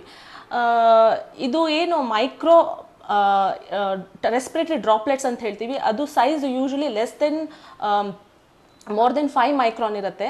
ಅದು 1 ಮೀಟರ್ ಡಿಸ್ಟೆನ್ಸಲ್ಲೇ ಬರೋದು. ಸೊ ಅದು ಇಫ್ ದಿಸ್ ಸ್ಮಾಲರ್ ಪಾರ್ಟಿಕಲ್ಸ್ ಅದೇನಿರುತ್ತೆ ಡ್ರಾಪ್ಲೆಟ್ಸ್, ಅದು 1 ಮೀಟರ್ಗಿಂತ ಜಾಸ್ತಿ ಡ್ರಿಫ್ಟ್ ಆದರೆ ಅದನ್ನು ಲೆಸ್ ದೆನ್ 5 ಮೈಕ್ರೋನ್ ಮೈಕ್ರೋಮೀಟರ್ ಇರುತ್ತೆ. ಸೊ ಇದು ಏನು ಇರುತ್ತೆ ಚಾನ್ಸಸ್, ಈಗ 1 ಮೀಟರ್ಗಿಂತ ಜಾಸ್ತಿ ಇಲ್ಲ 2 ಮೀಟರ್ಗಿಂತ ಜಾಸ್ತಿ ಅದು ಡ್ರಿಫ್ಟ್ ಆದರೆ ಇದು ವೈರಾಣು, ಚಾನ್ಸಸ್ ಆಫ್ ಇನ್ಆಕ್ಟಿವೇಶನ್ ಇಲ್ಲ ಅಂದರೆ ಅದು ಗಾಳಿಯಲ್ಲಿ, ಈಗ ವೆಂಟಿಲೇಷನ್ ಇದ್ದಾಗ ಗಾಳಿಯಲ್ಲಿ ಅದು ಡೈಲ್ಯೂಷನ್ ಆಗೋ ಚಾನ್ಸಸ್ ಜಾಸ್ತಿ ಇರುತ್ತೆ. ಸೊ ಇದು ಹರಡೋದನ್ನು ನಾವು ಸ್ಟಾಪ್ ಮಾಡಬೇಕು. ಇಲ್ಲ ಟ್ರಾನ್ಸ್ಮಿಷನ್, ಈಗ ಆಲ್ರೆಡಿ ಕಮ್ಯುನಿಟಿ ಟ್ರಾನ್ಸ್ಮಿಷನ್ ಶುರು ಆಗಿದೆ, ಸೊ ಅದನ್ನು ಕಮ್ಮಿ ಮಾಡಬೇಕು ಅಂದರೆ ventilation is very important, that is cross ventilation. And ಇನ್ನೊಂದು ಏನಂದರೆ ಕ್ರೌಡೆಡ್ ಪ್ಲೇಸಸ್ಸಲ್ಲಿ ಮತ್ತು ಕ್ಲೋಸ್ಡ್ ಪ್ಲೇಸಸ್ಸಲ್ಲಿ ಹೋಗೋದನ್ನು ನಾವು ಸ್ಟಾಪ್ ಮಾಡಬೇಕು. ಅದು ತುಂಬ ಇಂಪಾರ್ಟೆಂಟು. ಇದರಿಂದ ಏನಾಗುತ್ತೆ, ಅದು ವೈರಸ್ ಏನಲ್ಲಿ ಇರುತ್ತೆ ಅದು ಅಲ್ಲೇ it can stay. As per ಇವೆಲ್ಲ ರಿಸರ್ಚರ್ಸು, ಒಂದು ವೈರಾಣು ಒಂದು ಕ್ಲೋಸ್ ಸ್ಪೇಸಲ್ಲಿ ಇದ್ದರೆ ವಿದಿನ್ 2 days ಅದು ಅದರದ್ದು ಕಾನ್ಸಂಟ್ರೇಷನ್ ಏನಿರುತ್ತೆ ಅದು ಕಮ್ಮಿ ಆಗಿಬಿಡುತ್ತೆ, ಆದರೆ ಅದು ಸಾಯಲ್ಲ ಅಲ್ಲಿ. So it also depends on the environment. ಅದು ವೈರಸ್ ಇಂದ ಏನು ಎನ್ವಿರಾನ್ಮೆಂಟ್ ಇರುತ್ತಲ್ವ ಅದ್ರ ಮೇಲೂ ತುಂಬ ಡಿಪೆಂಡ್ ಇರುತ್ತೆ. Weather the temperature, humidity, sunlight ಇವೆಲ್ಲಾನು ಡಿಪೆಂಡೆನ್ಸ್ ಇರುತ್ತೆ ವೈರಸ್ಸಿಗೆ ಅಲ್ಲಿ ಅಲೈವ್ ಇರಲಿಕ್ಕೆ. ಇವೆಲ್ಲ ಕಾರಣದಿಂದ ನಾವು ಅದನ್ನ ಎಚ್ಚರಿಸ್ಕೊಳ್ಬೇಕು. ಆದರೆ ಹೇಳಿ. ನಿಜ ನಿಜ ನಿಜ ನಿಜ ಖಂಡಿತವಾಗಿಯೂ ಕೂಡ ಡಾಕ್ಟರ್ ಚೇತನ್ ಅವರೇ, ಇಲ್ಲಿ ಡಾಕ್ಟರ್ ಶ್ರೀಲತಾ ಅವರು ಕೂಡ ಅದನ್ನ ಹೇಳ್ತಾ ಇದ್ರು, ಇಲ್ಲಿ 5 ಮೈಕ್ರಾನ್ಗಿಂತ ಕಡಿಮೆ ಇರುವಂಥವು 1 ಮೀಟರ್ ಅಥವಾ 2 ಮೀಟರ್ ಡ್ರಿಫ್ಟ್ ಆಗುವಂತ ಸಾಧ್ಯತೆ ಇದೆ ಅಂತ ಹೇಳಿ ನಾವು ಇಷ್ಟು ದಿವಸ ಏನ್ ಅನ್ಕೊಳ್ತಿದ್ವಿ ಅಂತ ಹೇಳಿದ್ರೆ, ನೀವು ಅಷ್ಟು ದೂರ ಕೂತಿದ್ರಿ, ನಾನು ಇಷ್ಟು ದೂರ ಕೂತಿದ್ದೀನಿ, 6 ಅಡಿ ಅಂತರ ಅಂತ ಹೇಳಿದ್ರೆ ನಾನು ಸೇಫ್ ಅಂತ ಹೇಳಿ. ಈ ಗಾಳಿನಲ್ಲೂ ಬರಕ್ ಶುರು ಆಗ್ಬಿಟ್ರೆ ಈ 6 ಅಡಿ ಅಂತರ ಇರೋದು 12 ಅಡಿ ಅಂತರ ಮಾಡ್ಕೋಬೇಕಾಗತ್ತಾ ಅಂತ? ಹೌದು, ಅದಕ್ಕೆ ಕ್ರಾಸ್ ವೆಂಟಿಲೇಷನ್ ಬಹಳ ಮುಖ್ಯ. ನೀವು ಯಾವುದೇ ಮನೆ ಕಟ್ಬೇಕಾದ್ರೆ ನೋಡಿ, ಅವರೆಲ್ಲ ಮುಂಚೆನೆ ಗೈಡ್ಲೈನ್ಸ್ ಪ್ರಕಾರ ಇದೆ, ಬಟ್ ಅದನ್ನೆಲ್ಲ ಗಾಳಿಗೆ ತೂರಿ ನಾವು ಮನೆ ಕಟ್ತಾ ಇದೀವಿ ಬೆಂಗಳೂರಲ್ಲಿ. ಒಂದ್ ಅಡಿನೂ ಜಾಗ ಬಿಡದಂಗೆ ಎತ್ಸ್ತಾ ಇದೀವಿ ಬಿಲ್ಡಿಂಗ್ಸ್. ನಿಜ. ಕ್ರಾಸ್ ವೆಂಟಿಲೇಷನ್ ವಿಂಡೋ ಯಾವತ್ತೂ ಆಗಲಿ ಒಂದು ಡೋರ್ಗೆ ಆಪೋಸಿಟ್ ವಿಂಡೋ ಇರಬೇಕು. ಡೋರಿಂದ ಬರೋ ಗಾಳಿ ವಿಂಡೋಯಿಂದ ಆಚೆ ಹೋಗ್ಬೇಕು, ರೀಸರ್ಕ್ಯುಲೇಟ್ ಆಗಬಾರ್ದು. ಸೊ ಇವನ್ AC ಕೂಡ ಅದನ್ನೇ ಹೇಳ್ತಿರೋದು, ಅದನ್ನೆಲ್ಲ ಸಕ್ಷನ್ ಮಾಡಿ ಏರ್ ಶುಡ್ ಗೋ ಔಟ್ ಅಂತ ಹೇಳಿರೋದು. ಎಷ್ಟು ರೀಸರ್ಕ್ಯುಲೇಟ್ ಮಾಡ್ತೀವಿ ಅಷ್ಟು ವೈರಸ್ ಇಲ್ಲೇ ಇರುತ್ತೆ, ಇಲ್ಲೇ ಸರ್ಕ್ಯುಲೇಟ್ ಆಗ್ತಿರುತ್ತೆ. ಸೊ ಈಗ ಮುಂಚೆ ಇದ್ದಿದ್ದ ವಾದ ಏನು, ಮ್ಯಾಕ್ರೋ ಡ್ರಾಪ್ಲೆಟ್ಸ್ 1 ಮೀಟರ್ಗೆ ಬೀಳುತ್ತೆ, ಈಗ ಮೈಕ್ರೋ ಡ್ರಾಪ್ಲೆಟ್ಸ್ ಕೂಡ ಸ್ಪ್ರೆಡ್ ಮಾಡುತ್ತೆ. ಸೊ ಡೆಫಿನೆಟ್ಲಿ ಯಾರಾದರೂ ಒಂದು ಆಫೀಸಲ್ಲಿ ಒಬ್ಬ ಪಾಸಿಟಿವ್ ಬಂದರು, ಬೇರೆ ಯಾರು ಇಮ್ಯುನಿಟಿ ಕಮ್ಮಿ ಇದೆ ಅವ್ರಿಗೆಲ್ಲ ಸ್ಪ್ರೆಡ್ ಆಗೇ ಆಗುತ್ತೆ ಒಂದು ಇದರಲ್ಲಿ ಕ್ಲೋಸ್ ಪ್ಲೇಸಸ್. ಡಾಕ್ಟರ್ ಪವನ್ ಅವರೇ, ಈಗ ಇನ್ನೊಂದು ಒಂದು ದೊಡ್ಡ ಮಟ್ಟದ ಗೊಂದಲ ಏನು ಅಂತ ಹೇಳಿದ್ರೆ, ಸೀನಿದ್ರೆ ಜಾಸ್ತಿ ಟ್ರಾವೆಲ್ ಮಾಡ್ತಾವ ವೈರಸ್ ಅಥವಾ ಕೆಮ್ಮಿದ್ರೆ ಜಾಸ್ತಿ ಟ್ರಾವೆಲ್ ಮಾಡ್ತಾವ ಅಂತ. ಯಾಕೆ ಇಂಥದ್ದೊಂದು ಗೊಂದಲ ಇದೆ ಅಂತ ಹೇಳಿದ್ರೆ, ಜನ ಅಕ್ಕಪಕ್ಕದಲ್ಲಿ ಕೂತಿರೋನು ಯಾರು ಒಬ್ಬ ಸೀನಿದ್ರೆ ಸಾಕು, ಅವ್ರನ್ನ ಯಾವ ರೀತಿ ನೋಡ್ತಿದ್ದಾರೆ ಅಂತ ಹೇಳಿದ್ರೆ, ಪಕ್ಕದಲ್ಲಿ ಯಾರೋ ಒಬ್ಬ ಟೆರರಿಸ್ಟ್ ಕೂತಿದ್ದಾನೋ ಅನ್ನೋ ಲೆವೆಲ್ ನೋಡ್ತಾ ಇದೀವಿ. ಇಂಥ ಸಂದರ್ಭದಲ್ಲಿ ಈ ಸೀನಿದ ನಂತರದಲ್ಲಿ ಈ ವೈರಸ್ಗಳು ಜಾಸ್ತಿ ಟ್ರಾವೆಲ್ ಮಾಡ್ತಾವ, ಅದರಿಂದ ಹೊರಗಡೆ ಬರುವಂತ ಡ್ರಾಪ್ಲೆಟ್ ಅಥವಾ ಕೆಮ್ಮಿದಂತ ಸಂದರ್ಭದಲ್ಲಿ ಹೊರಗಡೆ ಬರುವಂತ ಡ್ರಾಪ್ಲೆಟ್ ಅದು ಜಾಸ್ತಿ ಹೊತ್ತು ಟ್ರಾವೆಲ್ ಮಾಡುತ್ತಾ ಅಂತ ಜನರಿಗಿರುವಂತಹ ಗೊಂದಲ ಇಷ್ಟೇ. ಏನ್ ಮಾಡಬೇಕು ಅಂತ, ಸೀನಿದ್ರೆ ಅಥವಾ ಕೆಮ್ಮಿದ್ರೆ ಅಕ್ಕಪಕ್ಕದಲ್ಲಿರುವಂಥವ್ರು? ಈಗ ಇದು ತುಂಬ ಒಳ್ಳೆ ಪ್ರಶ್ನೆನ ಕೇಳಿದ್ರಿ. ಯಾಕಂದರೆ ಇದೇ ಡೌಟು ಕೂಡ ಇವ್ರಿಗೆ 239 ಸೈಂಟಿಸ್ಟ್ಗಳು ಏನು ಇದು ಮಾಡಿದ್ದಾರೆ, ಈ ಏರ್ ಬಾರ್ನ್ ಆಗುತ್ತೆ ಅಂದಾಗ ಅವರು ಕೂಡ ಒಂದು ಎಕ್ಸ್ಪೆರಿಮೆಂಟನ್ನು ಕೂಡ ಮಾಡಿದ್ದಾರೆ. ಈಗ ಚೈನಾದಲ್ಲಿ ಏನು ಮಾಡಿದ್ದಾರೆ, ಒಂದು ರೆಸ್ಟೋರೆಂಟಲ್ಲಿ 3 ಜನನ ಸಾಕಷ್ಟು ದೂರ ಇದರ ಜಾಗಗಳಲ್ಲಿ ಕೂರಿಸಿ ಈ ಎಕ್ಸ್ಪೆರಿಮೆಂಟನ್ನು ಕೂಡ ಅವರು ಮಾಡಿದ್ದಾರೆ. ಅದು ಸ್ಟಡಿ ಕೂಡ ಸಾಕಷ್ಟು ಇದರಲ್ಲಿ ಪಬ್ಲಿಷ್ ಆಗಿದೆ. ಸೊ ಅಲ್ಲಿ ಈಗ ತುಂಬ ಸೋಷಿಯಲ್ ಡಿಸ್ಟೆನ್ಸಿಂಗ್ನ ಮೇಂಟೈನ್ ಮಾಡಿ ಅವರು ಸಾಕಷ್ಟು ದೂರ ಕೂತಿದ್ರೂ ಕೂಡ ಅವರಲ್ಲಿ ಈ ಸೋಂಕು ಕಾಣಿಸ್ಕೊಂಡಿದೆ. ಸೊ ಇದರಲ್ಲಿ ಅವ್ರು ಏನಂತ ಕನ್ಕ್ಲೂಡ್ ಮಾಡಿದ್ದಾರೆ ಅಂದರೆ, ಸೊ ಎಷ್ಟೇ ದೂರ ಕೂತಿದ್ರು ಅಂದರೆ ಒಂದು 10 ಮೀಟರ್ ದೂರ ಕೂತಿದ್ರು ಇಲ್ಲಿ ಏರ್ ಬಾರ್ನ್ ಇನ್ಫೆಕ್ಷನ್ ಸಾಧ್ಯ ಇದೆ ಅಂತ ಅದನ್ನು ಪ್ರೂವ್ ಮಾಡೋಕ್ಕೆ ಹೋಗಿದ್ದಾರೆ. ಅಂದರೆ ಇದು ತುಂಬ ಕರಾರುವಕ್ಕಾದ ಒಂದು ಎಕ್ಸ್ಪೆರಿಮೆಂಟ್ ಅಲ್ಲ, ಆದರೂ ಕೂಡ ಇದರಲ್ಲಿ ಅವರು ಸ್ವಲ್ಪ ಮಟ್ಟಿಗೆ ಒಂದು ಚೈನೀಸ್ ರೆಸ್ಟೋರೆಂಟಲ್ಲಿ ಇದನ್ನು ಪ್ರೂವ್ ಮಾಡೋದಕ್ಕೆ ಟ್ರೈ ಮಾಡಿದ್ದಾರೆ. ಈಗ ನಮ್ಮ ಅಕ್ಕಪಕ್ಕದಲ್ಲಿ ಕೂತವರು ಈಗ ಸೀನ್ದಾಗ ಕೆಮ್ಮಿದಾಗ, ಈಗ ಲೈಟಾಗಿ ಕೆಮ್ಮಿದಾಗ ಏನಾಗುತ್ತೆ, ಆ ವೈರಾಣು ನಮ್ಮ ದೇಹದಿಂದ ಏನು ಹೊರಗಡೆ ಬರುತ್ತೆ ಈ ಕಫದ ಡ್ರಾಪ್ಲೆಟ್ಸಲ್ಲಿ ಅಷ್ಟು ಫೋರ್ಸ್ ಆಗಿ ಹೋಗೋದಿಲ್ಲ. ಲೈಟಾಗಿ ಈಗ ಅಂದ ತಕ್ಷಣ ನಮಗೆ ಅದು ಸ್ವಲ್ಪ ದೂರ ಮಾತ್ರ ಟ್ರಾವೆಲ್ ಮಾಡುತ್ತೆ. ಇನ್ ಕೇಸ್ ನಾವು ಏನಾದರೂ ಜೋರಾಗಿ ಸೀಂದಾಗ, ಸೊ ಜೋರಾಗಿ ಸೀಂದಾಗ ಅದರ ಪ್ರೆಷರ್ ಕೂಡ ತುಂಬ ಜಾಸ್ತಿ ಇರುತ್ತೆ, ಅದು ಸಾಕಷ್ಟು ದೂರ ಟ್ರಾವೆಲ್ ಮಾಡ್ಬೋದು. ಒಂದು ಅಂದಾಜಿನ ಪ್ರಕಾರ ಏನಂದರೆ, ಒಂದು ನಾರ್ಮಲ್ ವೆಲಾಸಿಟಿ ಆಫ್ ಏರ್ ಅಂದರೆ ರೂಮ್ ವೆಲಾಸಿಟಿ ಆಫ್ ಏರಲ್ಲಿ ಜೋರಾಗಿ ಸೀಂದಾಗ 5ರಿಂದ 10ರಿಂದ 15 ಮೀಟರ್ವರೆಗೂ ಕೂಡ ಹೋಗುವಂಥ ಚಾನ್ಸಸ್ ಇದೆ. ಅಂದರೆ ಒಂದು ದೊಡ್ಡ ರೂಮ್ನಲ್ಲಿ ಇದು ಸಾಕಷ್ಟು ದೂರ ಟ್ರಾವೆಲ್ ಮಾಡುವಂಥ ಚಾನ್ಸಸ್ ಇದೆ. ಸೊ ಅದು ಈ ಸೈಜ್ ಮೇಲೆ ಡಿಪೆಂಡ್ ಆಗುತ್ತೆ. ಅಂದರೆ ಈ ಲೆಸ್ ದೆನ್ 5 ಮೈಕ್ರಾನ್ಸ್ ಅಂತ ಏನು ಹೇಳ್ತೀವಿ ಅದನ್ನು ಈ ಮೈಕ್ರೋ ಡ್ರಾಪ್ಲೆಟ್ಸು ಅದು ಸಾಕಷ್ಟು ದೂರ ಇದು ಟ್ರಾವೆಲ್ ಮಾಡುವಂಥ ಚಾನ್ಸಸ್ ಇರುತ್ತೆ. ಈ ಮೈಕ್ರೋ ಡ್ರಾಪ್ಲೆಟ್ಸ್ ಅಲ್ಲಿ ಈಗ ಎಲ್ಲರಿಗೂ ಡಾಕ್ಟರ್ ಚೇತನ್ ಹೇಳ್ತಾ ಇದ್ರು, ನಿಜ ನಿಜ ನಿಮ್ಮನ್ನು ಮಾತನಾಡಿಸ್ತೀನಿ. ಯಾಕೆ ಅಂತ ಹೇಳಿದ್ರೆ ದೊಡ್ಡ ಗೊಂದಲ ಇಲ್ಲಿಂದ ಸ್ಟಾರ್ಟ್ ಆಗುತ್ತೆ ಅಥವಾ ದೊಡ್ಡದಾದಂಥ ಆತಂಕ ಇಲ್ಲಿಂದ ಸ್ಟಾರ್ಟ್ ಆಗುತ್ತೆ.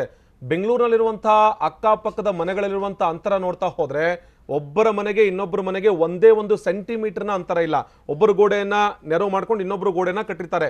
ಇಂಥ ಸಂದರ್ಭದಲ್ಲಿ ನೀವು ಹೇಳ್ತಾ ಇದ್ರಿ 10ರಿಂದ 15 ಮೀಟರ್ ದೂರ ಅಂತ ಹೇಳಿದ್ರೆ ಹತ್ತಿರ 50 ಅಡಿಗಳಷ್ಟು ಅಂತರದವರೆಗೂ ಕೂಡ ಟ್ರಾವೆಲ್ ಮಾಡುತ್ತೆ ಅನ್ನುವಂಥ ಮಾತು. ಡಾಕ್ಟರ್ ಶ್ರೀಲತಾ ಅವರೇ, ಒಂದು ವಿಚಾರ ಐತಿ ಇಲ್ಲಿ. ಅಲ್ಲಿ ಡಾಕ್ಟರ್ ಪವನ್ ಅವರು ಹೇಳ್ತಾ ಇದ್ರು, ಒಂದೊಮ್ಮೆನಾದ್ರೂ ಈ ಮೈಕ್ರಾನ್ ಕಣಗಳು ಅಥವಾ ಈ ಮೈಕ್ರಾನ್ ಕಣಗಳು ಟ್ರಾವೆಲ್ ಮಾಡೋದಕ್ಕೆ ಸ್ಟಾರ್ಟ್ ಮಾಡಿದೆ ಅಥವಾ ಡ್ರಿಫ್ಟ್ ಆದರೆ 10-15 ಮೀಟರ್ವರೆಗೂ ಕೂಡ ಟ್ರಾವೆಲ್ ಮಾಡುವಂಥ ಸಾಧ್ಯತೆ ಇದೆ ಅಂತೇಳಿ. ನಾವೀಗ 2 ಗಜ್ ಕಿ ದೂರ ಅಂತೇಳಿ ಈ 6 ಅಡಿಗಳ ಅಂತರವನ್ನು ಮೇಂಟೈನ್ ಮಾಡಿ ಅಂತೇಳಿ ಹೇಳ್ತಾ ಇದ್ದೀವಿ. ಈ 10ರಿಂದ 15 ಮೀಟರ್ ಅಂತ ಹೇಳಿದ್ರೆ ಹತ್ತಿರ 50 ಅಡಿಗಳಷ್ಟು ದೂರ ಆಗುತ್ತೆ. ಇದು ಸಾಧ್ಯ ಇದೆಯಾ ಅಂತ ಬೆಂಗಳೂರಿನಂಥ ಸಿಟಿಗೆ, ಅದರಲ್ಲೂ ಇಂಥ ಪಾಪ್ಯುಲೇಷನ್ ಇರುವಂಥ ಡೆನ್ಸ್ಲಿ ಇರುವಂಥ ಇಂಥ ಜಾಗದಲ್ಲಿ ಸಾಧ್ಯನಾ ಇದು? ಯಾಕೆ ಅಂತ ಹೇಳಿದ್ರೆ ಅಕ್ಕಪಕ್ಕದಲ್ಲೇ ಓಡಾಡ್ತೀವಿ, ಮಾರುಕಟ್ಟೆಗಳಲ್ಲಿ ನಾವು ಮೊದಲೇ ದೈಹಿಕ ಅಂತರ ಕಾಪಾಡಿಕೊಳ್ತಾ ಇಲ್ಲ.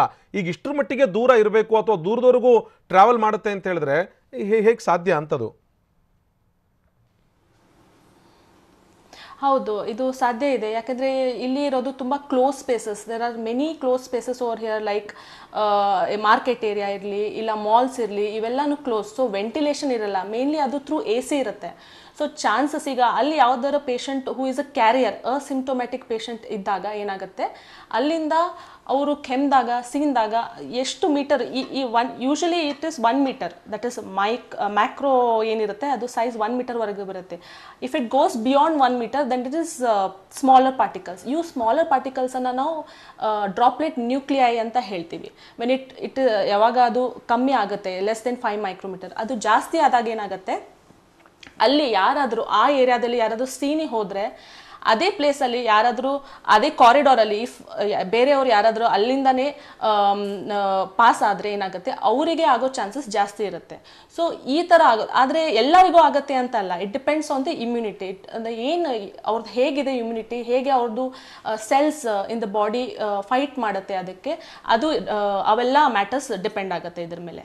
ನಿಜ ನಿಜ. ಡಾಕ್ಟರ್ ಚೇತನ್ ಅವರು ಆಗ್ಲೇ ಹೇಳ್ತಾ ಇದ್ರಿ, ಯಾರ್ಯಾರೋ ಮಾಡೋದಕ್ಕೆ ಸಾಧ್ಯ ಆಗಿರೋದು ಬೆಂಗಳೂರಿನಲ್ಲಿ ಕೊರೋನಾ ಮಾಡಿಬಿಡುತ್ತಾ ಅಂತೇಳಿ. ಅಕ್ಕಪಕ್ಕದಲ್ಲೇ ಮನೆ ಇರುತ್ತೆ, ಸೋಂಕಿತ ಯಾರೋ ಒಬ್ಬ ಸೋಂಕಿತ ಈ ಮನೆಯಲ್ಲಿ ಇದಾನೆ ಅಂತ ಹೇಳಿದ್ರೆ ಆತ ಸೀನದಂತ ಸಂದರ್ಭದಲ್ಲಿ ಅಥವಾ ಆತ ಫೋರ್ಸ್ ಆಗಿ ಕೆಮ್ಮದಂತ ಸಂದರ್ಭದಲ್ಲಿ ಅಕ್ಕಪಕ್ಕದ ಮನೆಯವರೆಗೂ ಬರುತ್ತಾ? ಇಂಥದ್ದೊಂದಂತೂ ಆತಂಕ ಅಂತೂ ಇದ್ದೇ ಇದೆ.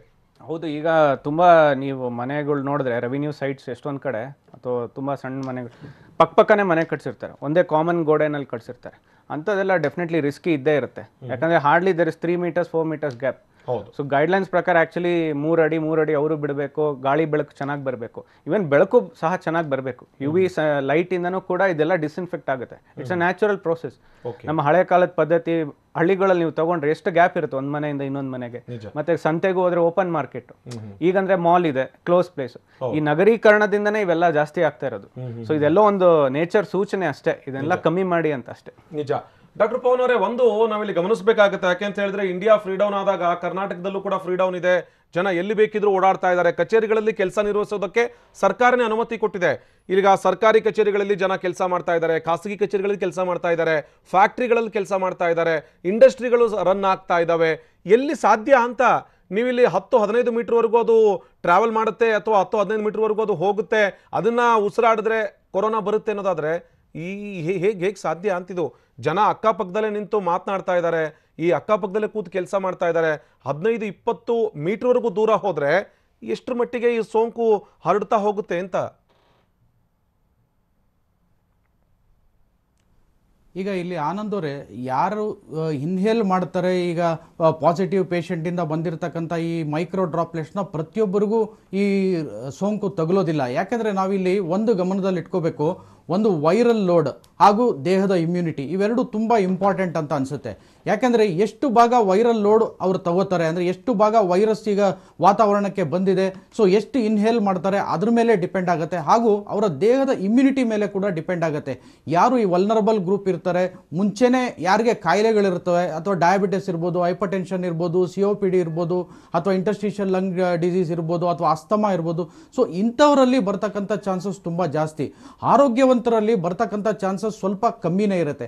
ಹಾಗೆಯೇ ಇದರಲ್ಲಿ ಇನ್ನೊಂದು ವಿಷಯನ ನಾವು ಗಮನದಲ್ಲಿ ಇಟ್ಕೋಬೇಕಾಗತ್ತೆ, ಇದು ಓಪನ್ ಪ್ಲೇಸಾ ಅಥವಾ ಕ್ಲೋಸ್ಡ್ ಸ್ಪೇಸ್ ಅಂತ. ಯಾಕೆಂದರೆ ಈ ಕ್ಲೋಸ್ಡ್ ಪ್ಲೇಸಸ್ಸಲ್ಲಿ ಎಲ್ಲಿ ಸರಿಯಾಗಿ ಈ ಗಾಳಿ ವಾತಾವರಣ ಸರಿಯಾಗಿ ಇರೋದಿಲ್ಲ, ಅಂದರೆ ಒಂದು ಕ್ಲೋಸ್ಡ್ ಪ್ಲೇಸ್ ಇರುತ್ತೆ, ಸೊ ಎಲ್ಲಿ ಕ್ರಾಸ್ ವೆಂಟಿಲೇಷನ್ ಇರೋದಿಲ್ಲ, ಸೊ ಅಂಥ ಜಾಗಗಳಲ್ಲಿ ಇದು ತುಂಬ ಜಾಸ್ತಿ ಅಕ್ಯುಮುಲೇಟ್ ಆಗಿ ಮತ್ತು ಈ ಸೋಂಕು ಹರಡೋದಕ್ಕೆ ಚಾನ್ಸಸ್ ಜಾಸ್ತಿ ಇರುತ್ತೆ. ಸೊ ಎಲ್ಲಿ ಓಪನ್ ಪ್ಲೇಸಸ್ ಇರುತ್ತೆ, ಸೊ ಅಂಥ ಜಾಗಗಳಲ್ಲಿ ಇದು ತೀರಾ ಕಮ್ಮಿ ಇರುತ್ತೆ.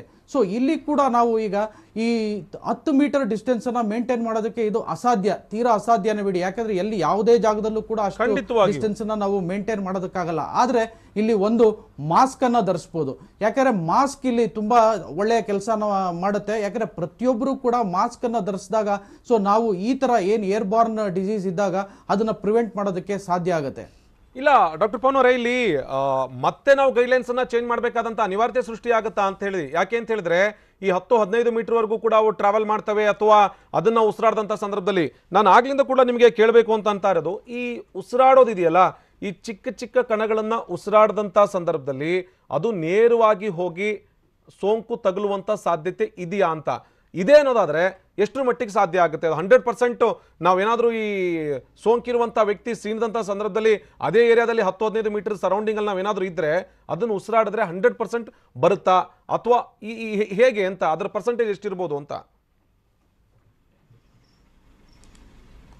ಸೊ ಇದು ಪ್ರತಿಯೊಬ್ಬರಿಗೂ ಆ ಡಿಸೀಸ್ ಬರೋದಕ್ಕೆ ಚಾನ್ಸ್ ಇಲ್ಲ. ಯಾಕೆಂದರೆ ಇದರಲ್ಲಿ ಇನ್ನೊಂದು ಡ್ಯೂರೇಷನ್ ಆಫ್ ಕಾಂಟ್ಯಾಕ್ಟ್ ಕೂಡ ತುಂಬ ಇಂಪಾರ್ಟೆಂಟ್. ಈಗ ನಾವು ಒಂದು ಕ್ಲೋಸ್ಡ್ ರೂಮಲ್ಲಿ ಇದ್ದೀವಿ, ಸಾಕಷ್ಟು ಸಮಯ ಇದೀವಿ, ಅಂದರೆ ಮಿನಿಮಮ್ ಅಟ್ಲೀಸ್ಟ್ ಏನಂದರೆ ಒಂದು ಅರ್ಧ ಗಂಟೆಗಿಂತ ಜಾಸ್ತಿ ಒಂದು ರೂಮ್ನಲ್ಲಿ ಒಂದು ಪಾಸಿಟಿವ್ ವ್ಯಕ್ತಿ ಜೊತೆ ನಾವು ಇದ್ದಾಗ ಅವ್ರು ಏನು ಏರೋಸಾಲ್ಸ್ ಪ್ರೊಡ್ಯೂಸ್ ಮಾಡ್ತಾರೆ, ಅದು ವಾತಾವರಣಕ್ಕೆ ಬಂದಾಗ ನಾವು ಅದನ್ನು ಇನ್ಹೇಲ್ ಮಾಡಿದಾಗ ನಮಗೆ ಬರುವಂಥ ಚಾನ್ಸಸ್ ಇರುತ್ತೆ. ಈಗ ಎಲ್ಲೋ ಯಾವುದೋ ಒಂದು ವ್ಯಕ್ತಿ ಪಾಸಿಟಿವ್ ಇರೋ ವ್ಯಕ್ತಿ ನಮ್ಮ ಪಕ್ಕದಲ್ಲಿ ಹಾದು ಹೋದ ತಕ್ಷಣ ನಮಗೆ ಕೊರೋನಾ ಬರುತ್ತೆ ಅನ್ನೋ ಭಯ ಬೇಡ. ಯಾಕೆಂತಂದರೆ ಅಷ್ಟು ಬೇಗ ನಾವು ಆ ವೈರಾಣುಗಳನ್ನು ಅಥವಾ ಆ ಡ್ರಾಪ್ಲೆಟ್ಸನ್ನು ನಾವು ಇನ್ಹೇಲ್ ಮಾಡಿ ನಮ್ಮ ದೇಹದಲ್ಲಿ ಅಷ್ಟು ಬೇಗ ಸೋಂಕು ಬರೋದು ಚಾನ್ಸಸ್ ತೀರಾ ಕಮ್ಮಿ ಇರುತ್ತೆ. ಯಾಕೆಂದರೆ ಅಲ್ಲಿ ವೈರಲ್ ಲೋಡ್ ತುಂಬ ಕಮ್ಮಿ ಇರುತ್ತೆ. ಸೊ ಅದಕ್ಕೆ ನಾನು ಹೇಳಿದೀಗ ಇಲ್ಲಿ ವೈರಲ್ ಲೋಡ್ ಇಂಪಾರ್ಟೆಂಟು, ಹಾಗೂ ಡ್ಯೂರೇಷನ್ ಆಫ್ ಕಾಂಟ್ಯಾಕ್ಟ್ ತುಂಬ ಇಂಪಾರ್ಟೆಂಟು, ಮತ್ತು ಕ್ಲೋಸ್ಡ್ ಪ್ಲೇಸ್. ಸೊ ನೀವು ಒಂದು ಕ್ಲೋಸ್ಡ್ ಸ್ಪೇಸಲ್ಲಿ ಒಂದು ಪಾಸಿಟಿವ್ ಇರತಕ್ಕಂಥ ವ್ಯಕ್ತಿ ಜೊತೆ ನೀವು ಒಂದು ಅರ್ಧ ಗಂಟೆಗಿಂತ ಜಾಸ್ತಿ ಹೊತ್ತು ಕಳೆದಾಗ ಬರೋವಂಥ ಚಾನ್ಸಸ್ ತುಂಬ ಜಾಸ್ತಿ. ನೀವು ಆಗಲೇ ನೋಡಿರ್ಬೋದು, ಸಾಕಷ್ಟು ಜನ ಯಾರ್ಯಾರು ಪಾಸಿಟಿವ್ ಬಂದಿದ್ದಾರೆ, ಈಗ ಯಾರು ಫ್ಯಾಮಿಲಿ ಮೆಂಬರ್ಸ್ ಇದ್ದಾರೆ, ಸೊ ಆ ಫ್ಯಾಮಿಲಿ ಮೆಂಬರ್ಸಲ್ಲಿ ಯಾರು ಸ್ವಲ್ಪ ವೀಕ್ ಇರ್ತಾರೆ ಅಂಥವರಲ್ಲೇ ಎಲ್ಲ ಕಾಣಿಸ್ಕೊಂಡಿರೋದು. ಯಾಕಂತ ಈ ಫ್ಯಾಮಿಲಿ ಮೆಂಬರ್ಸ್ ಏನಂದರೆ ಸಾಕಷ್ಟು ಕಾಲ ಒಂದೇ ಜಾಗದಲ್ಲಿ ಒಂದು ಕ್ಲೋಸ್ಡ್ ಸ್ಪೇಸಲ್ಲಿ ಅವರು ಜೊತೆಗೇನೆ ಇರ್ತಾರೆ, ಹಾಗೂ ಸಾಕಷ್ಟು ಟೈಮನ್ನು ಕಳೀತಾರೆ. ಸೊ ಹಾಗಾಗಿ ಅಂಥವ್ರಿಗೆ ಬರ್ತಕ್ಕಂಥ ಚಾನ್ಸಸ್ ತುಂಬ ಜಾಸ್ತಿ ಇರುತ್ತೆ.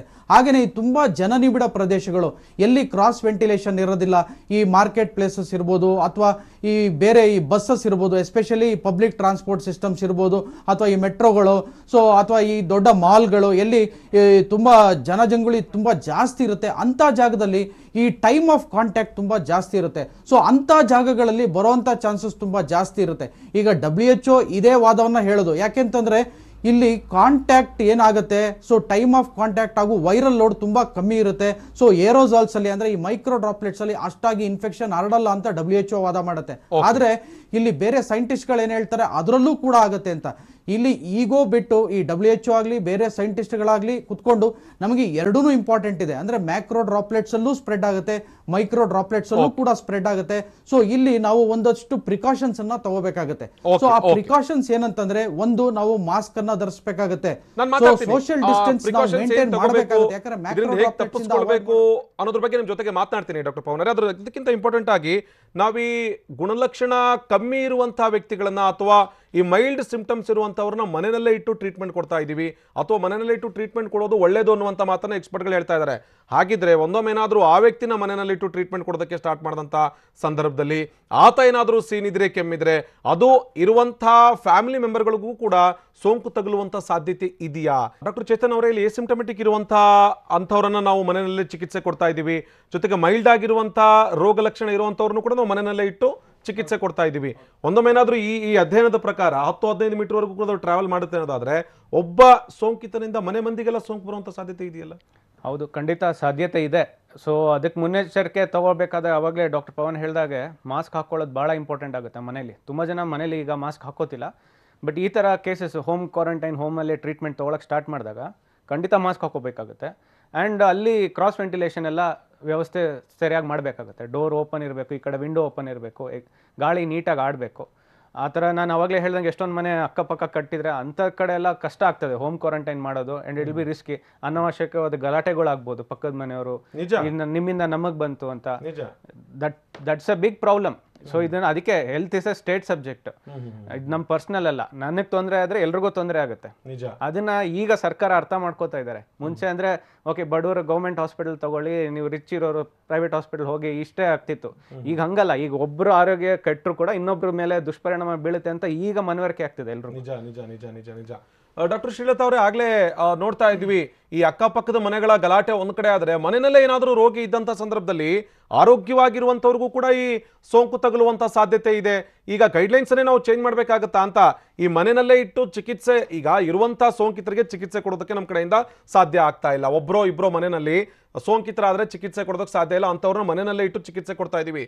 ಅಥವಾ ಈಗ ಈ ಗಾಳಿ ಮೂಲಕ ಇಡೀ ಮನೆ ಮಂದಿಗೆ ಅಥವಾ ಇಡೀ ಏರಿಯಾಕ್ಕೆ ಬರೋದಕ್ಕೆ ಶುರುವಾದ್ರೆ ಚಿಕಿತ್ಸೆ ಕೊಡೋದಕ್ಕೆ ಸಾಧ್ಯ ಇದೆಯಾ ಅಂತ ನಮ್ಮಲ್ಲಿ?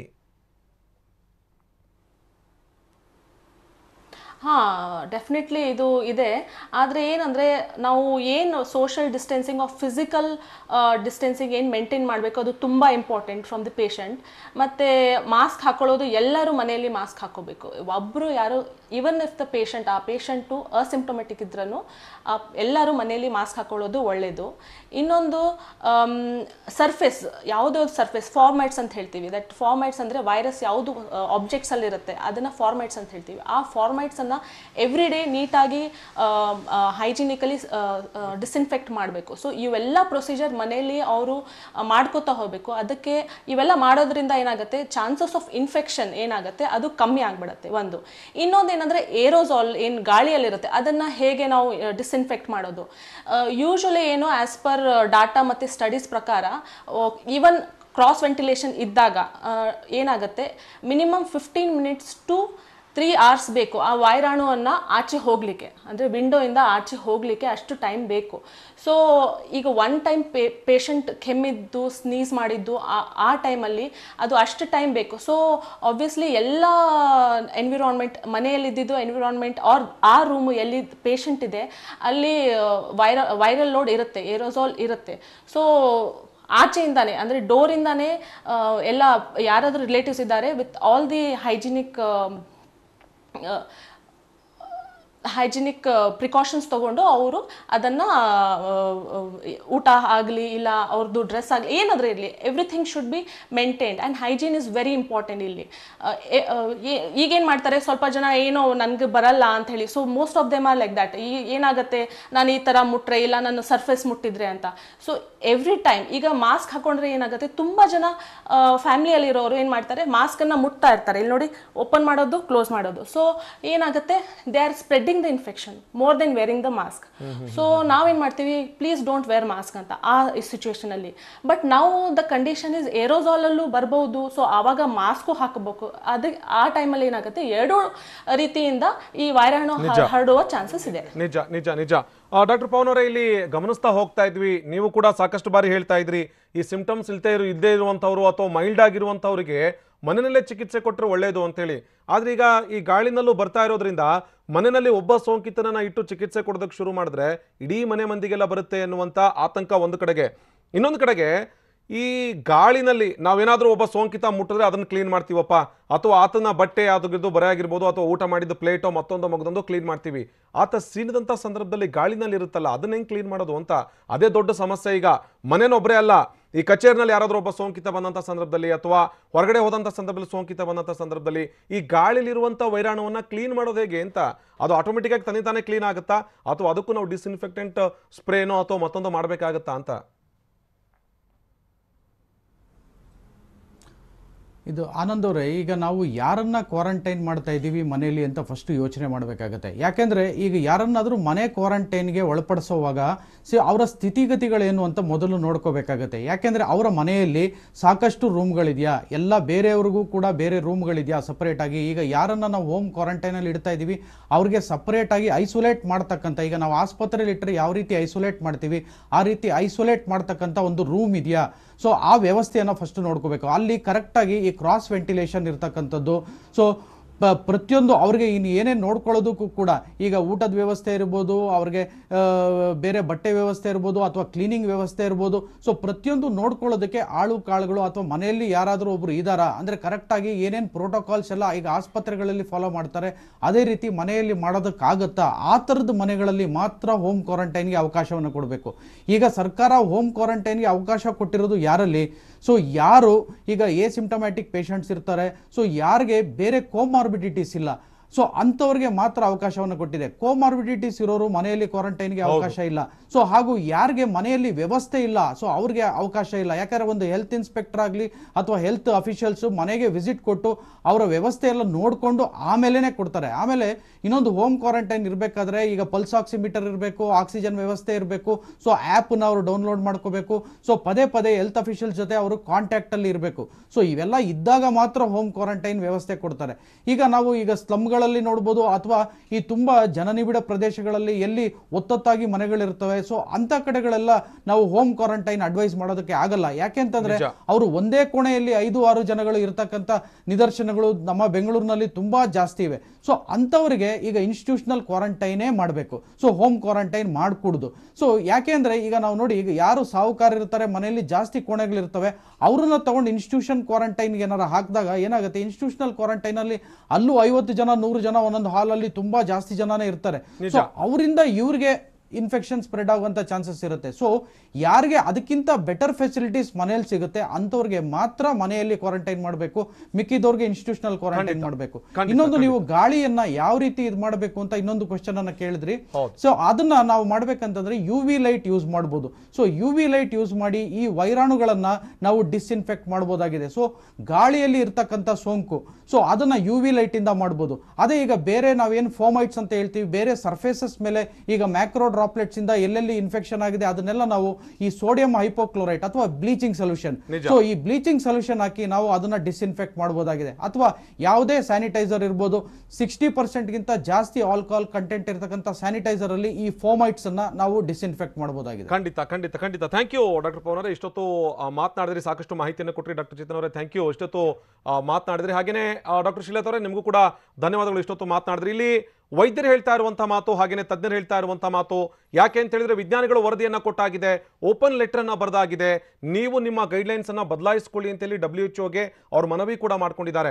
ಗಾಳಿಯಿಂದಲೂ ಕೊರೋನಾ ಬರುವಂತಹ ಸಾಧ್ಯತೆ ಇದೆ, ಈ ಕಾರಣಕ್ಕಾಗಿ ಇದನ್ನು ಕೂಡ ಗೈಡ್ಲೈನ್ಸ್ ಅಲ್ಲಿ ಸೇರಿಸಿ ಅಂತೇಳಿ. ಹಾಗಂತೇಳಿ ಗಾಬರಿ ಬೀಳುವಂತ ಅವಶ್ಯಕತೆ ಇಲ್ಲ, ಅಥವಾ ಯಾವುದಾದ್ರೂ ಒಬ್ಬ ವ್ಯಕ್ತಿ ನಮ್ಮ ಅಕ್ಕಪಕ್ಕದಲ್ಲಿ ನಿಂತು ಸೀಂದಂತ ಸಂದರ್ಭದಲ್ಲಿ ಗಾಬರಿ ಬೀಳುವಂತ ಅವಶ್ಯಕತೆ ಇಲ್ಲ, ಅಥವಾ ಆತಂಕ ಪಡುವಂತ ಅವಶ್ಯಕತೆ ಇಲ್ಲ. ಯಾಕೆ ಅಂತ ಹೇಳಿದ್ರೆ ಮೊದಲಿಂದಲೂ ಕೂಡ TV9 ಹೇಳ್ತಾ ಇರುವಂತಹ ಮಾತು, ತ್ರಿಸೂತ್ರವನ್ನ ಪಾಲಿಸಿ, ಮುಖಕ್ಕೆ ಮಾಸ್ಕ್ ಹಾಕಿಕೊಳ್ಳೋದನ್ನ ಕಡ್ಡಾಯವಾಗಿ ಪಾಲಿಸಿ, ಅದರ ಜೊತೆಗೆ ದೈಹಿಕ ಅಂತರವನ್ನ ಕಾಪಾಡಿಕೊಳ್ಳೋದಿದೆಯಲ್ಲ ಅದನ್ನು ಕೂಡ ಖಂಡಿತವಾಗಿಯೂ ಕೂಡ ಮಾಡಿ, ಅದರ ಜೊತೆಗೆ ಆಗಾಗ ಕೈ ತೊಳೆಯೋದಿದೆಯಲ್ಲ ಅದನ್ನು ಕೂಡ ಕೊರೋನಾದಿಂದ ಬಚಾವಾಗೋದಕ್ಕೆ ನಾವು ಮಾರ್ಗ ಅಂತ ಹೇಳಿ ಬಳಸ್ಕೊಳ್ಳೋದಕ್ಕೆ ಸಾಧ್ಯ ಆಗುತ್ತೆ. ಗಾಳಿಯಿಂದಲೂ ಕೂಡ ಕೊರೋನಾ ಹರಡುತ್ತಾ ಅನ್ನುವಂಥ ಪ್ರಶ್ನೆ ಈಗ ಎದ್ದಿದೆ, ಮುಂದೊಂದು ದಿನ ಅದಕ್ಕೆ ಉತ್ತರ ಕೂಡ ಸಿಗಬಹುದು. ಇದು ಈ ಹೊತ್ತಿನ ವಿಶೇಷ. ನಿರಂತರ ಸುದ್ದಿಗಾಗಿ ನೋಡ್ತಾ ಇರಿ TV9.